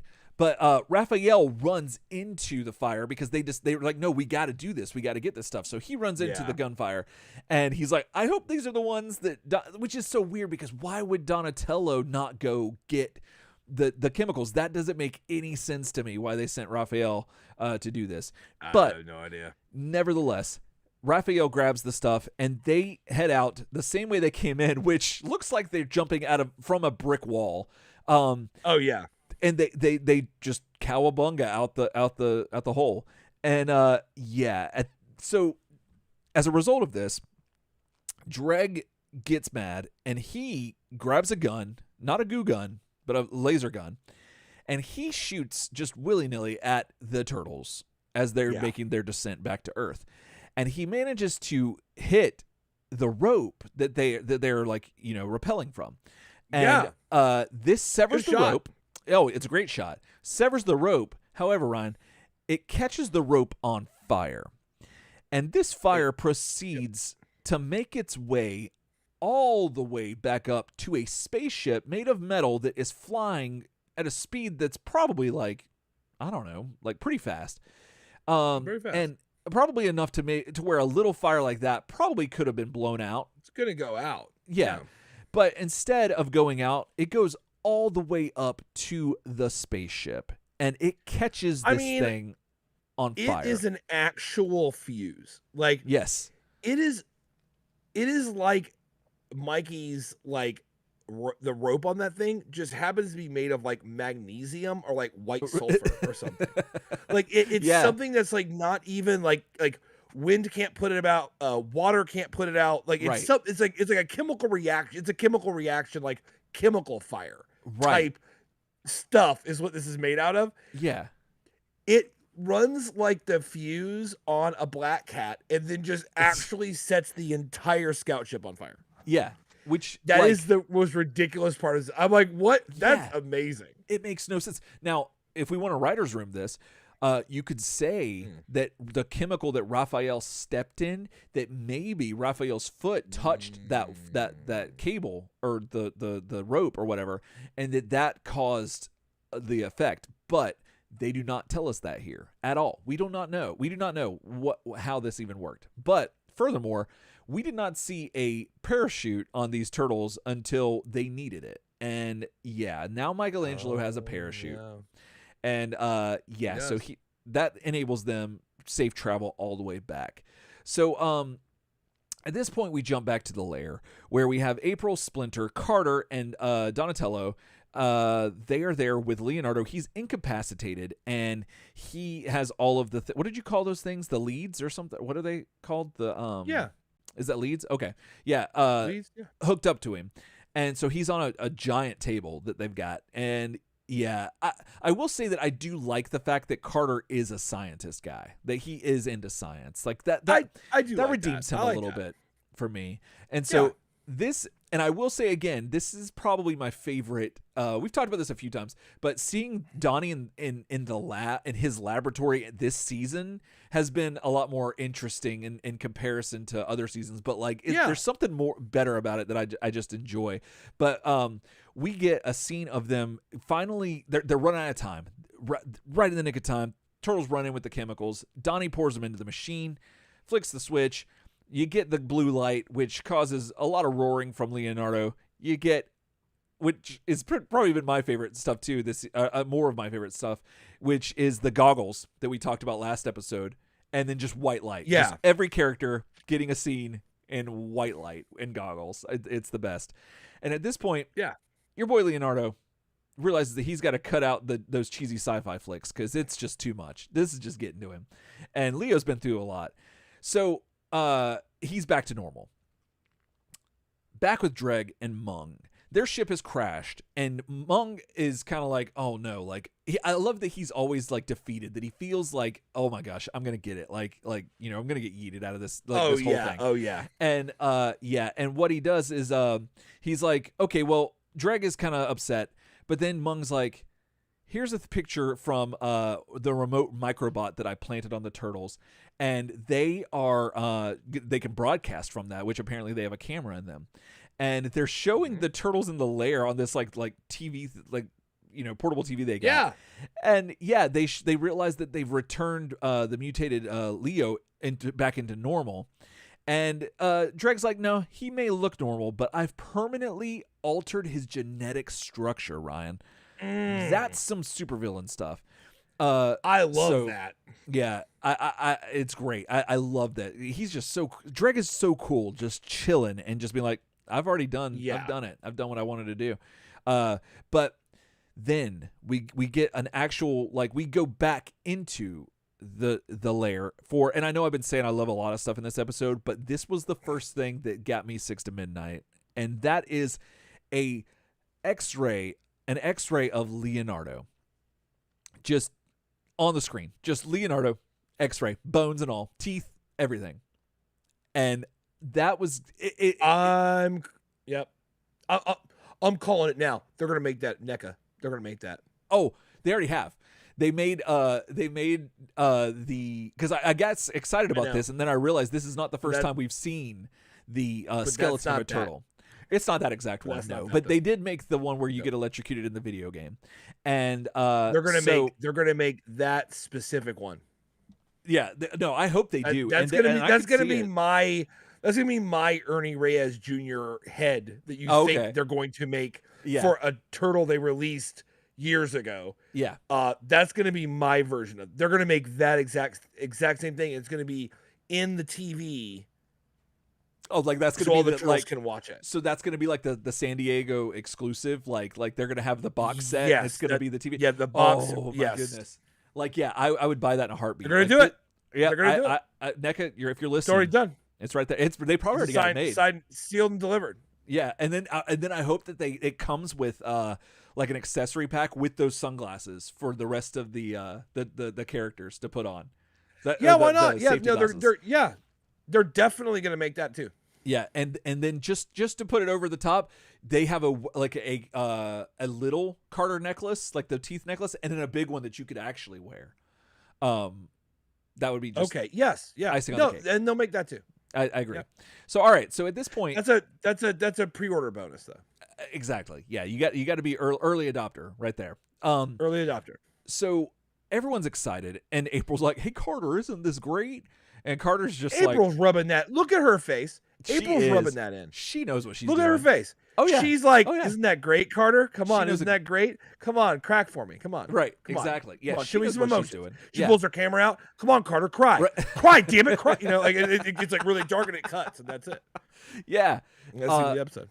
Well, Carter just because April just can't pick up on human emotions apparently. Carter just like skulks away again, and he's contemplating going back to college again. But Donny T, because Donny T and him, they're practically dating at this point, and they really are. He goes up to his boy Carter, and he's like, you know what, like what's going on? And Carter's like, I don't know how I feel about all this, and I love this because it's showing that, well, now he doesn't know if he wants to return to normal because he doesn't know if, like, who he is outside of, like, the transformation that's been made. And this is where your boy Splinter comes up, and he goes, it's not your mutation that makes you special, Carter. It's you who makes your mutation special. And that is, like the best thing. Like, I love it. Like, it's so, like, I don't know. It's so cheesy, but I love that they address really it. And cheesy. I love that it's Yeah. like, this is some character development. And I'm like, at this point in 10 seasons in, I'm looking for anything I can get out of this stuff. And well, Yeah.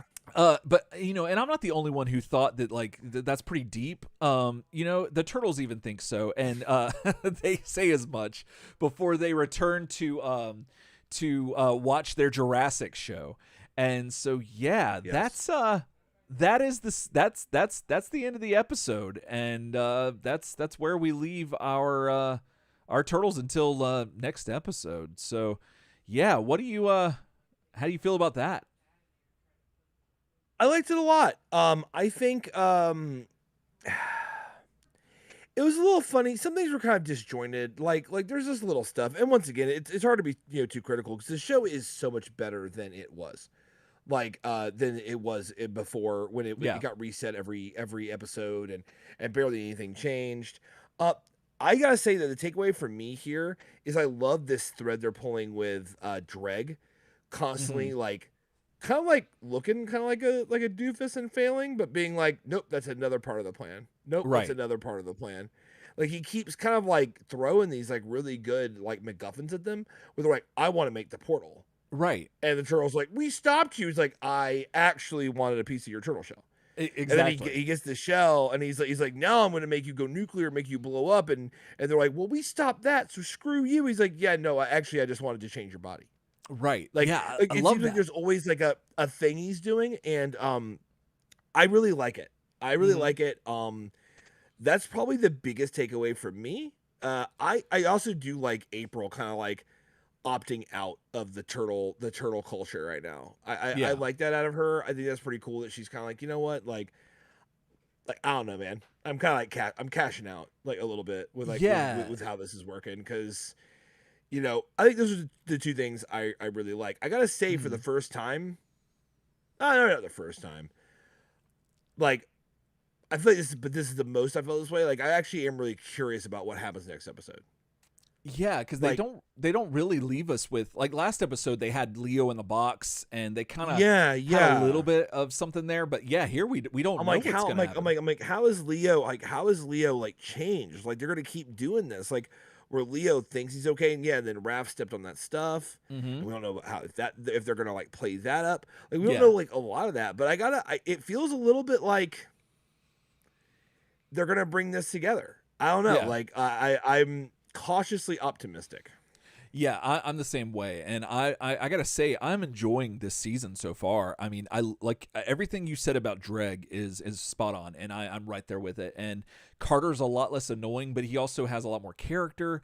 The fact that April's done with the turtle stuff is fantastic, and I don't know, like I'm really enjoying this, and I hate that it's like the last season is where it's digging in and it's getting good, but. Yeah, so guys, let us know what you thought of this episode. Did you like it? Are you feeling Carter? For sure. Like, are you enjoying all the April stuff and Dregg this season? Like, what do you think about this? Do you know, like, let us know. You can do that by reaching out to us at turtlesoupshow@gmail.com. You can also try at email.com if you want, but that your results may vary with that. You can also find us on the home of the internet, turtlesoupshow@gmail. No, dang it. Oh, I keep doing it again. turtlesoupshow.com. What'd you do wrong? It. I keep throwing Gmail. Like my brain was like, okay. My brain's like, don't mess up. Say Gmail, not email. And then I'm a mess. I have to read off a script or else I'm just like, I'm a chaos element. So turtlesoupshow.com has all the episodes, all kinds of stuff, all the information you need to know, links to everything. Yes. That's where you can get plugged in. You can also go to Facebook, find the Turtle Soup group. Lots of cool people in there, lots of cool news that happens in there, and it's a good place to be. Let's see, what else is there? There's Instagram, there's TikTok. Now we have one of those. And we're on YouTube. If you're not watching us now, if you're listening still, we're on YouTube every Thursday, 8 p.m. Come check it out. Tell your friends, like, subscribe, helps us out a ton. And I know you hear that a lot, but like as people doing it now, it really does help. And it really does help. Yeah, and if you're still listening on the podcast, that's awesome.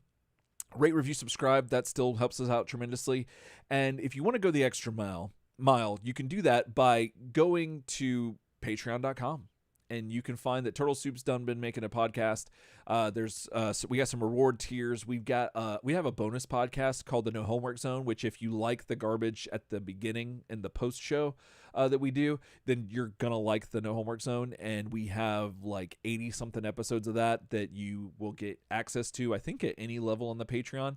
And yeah, so that's up there. We got all kinds of other stuff up there, so go check that out.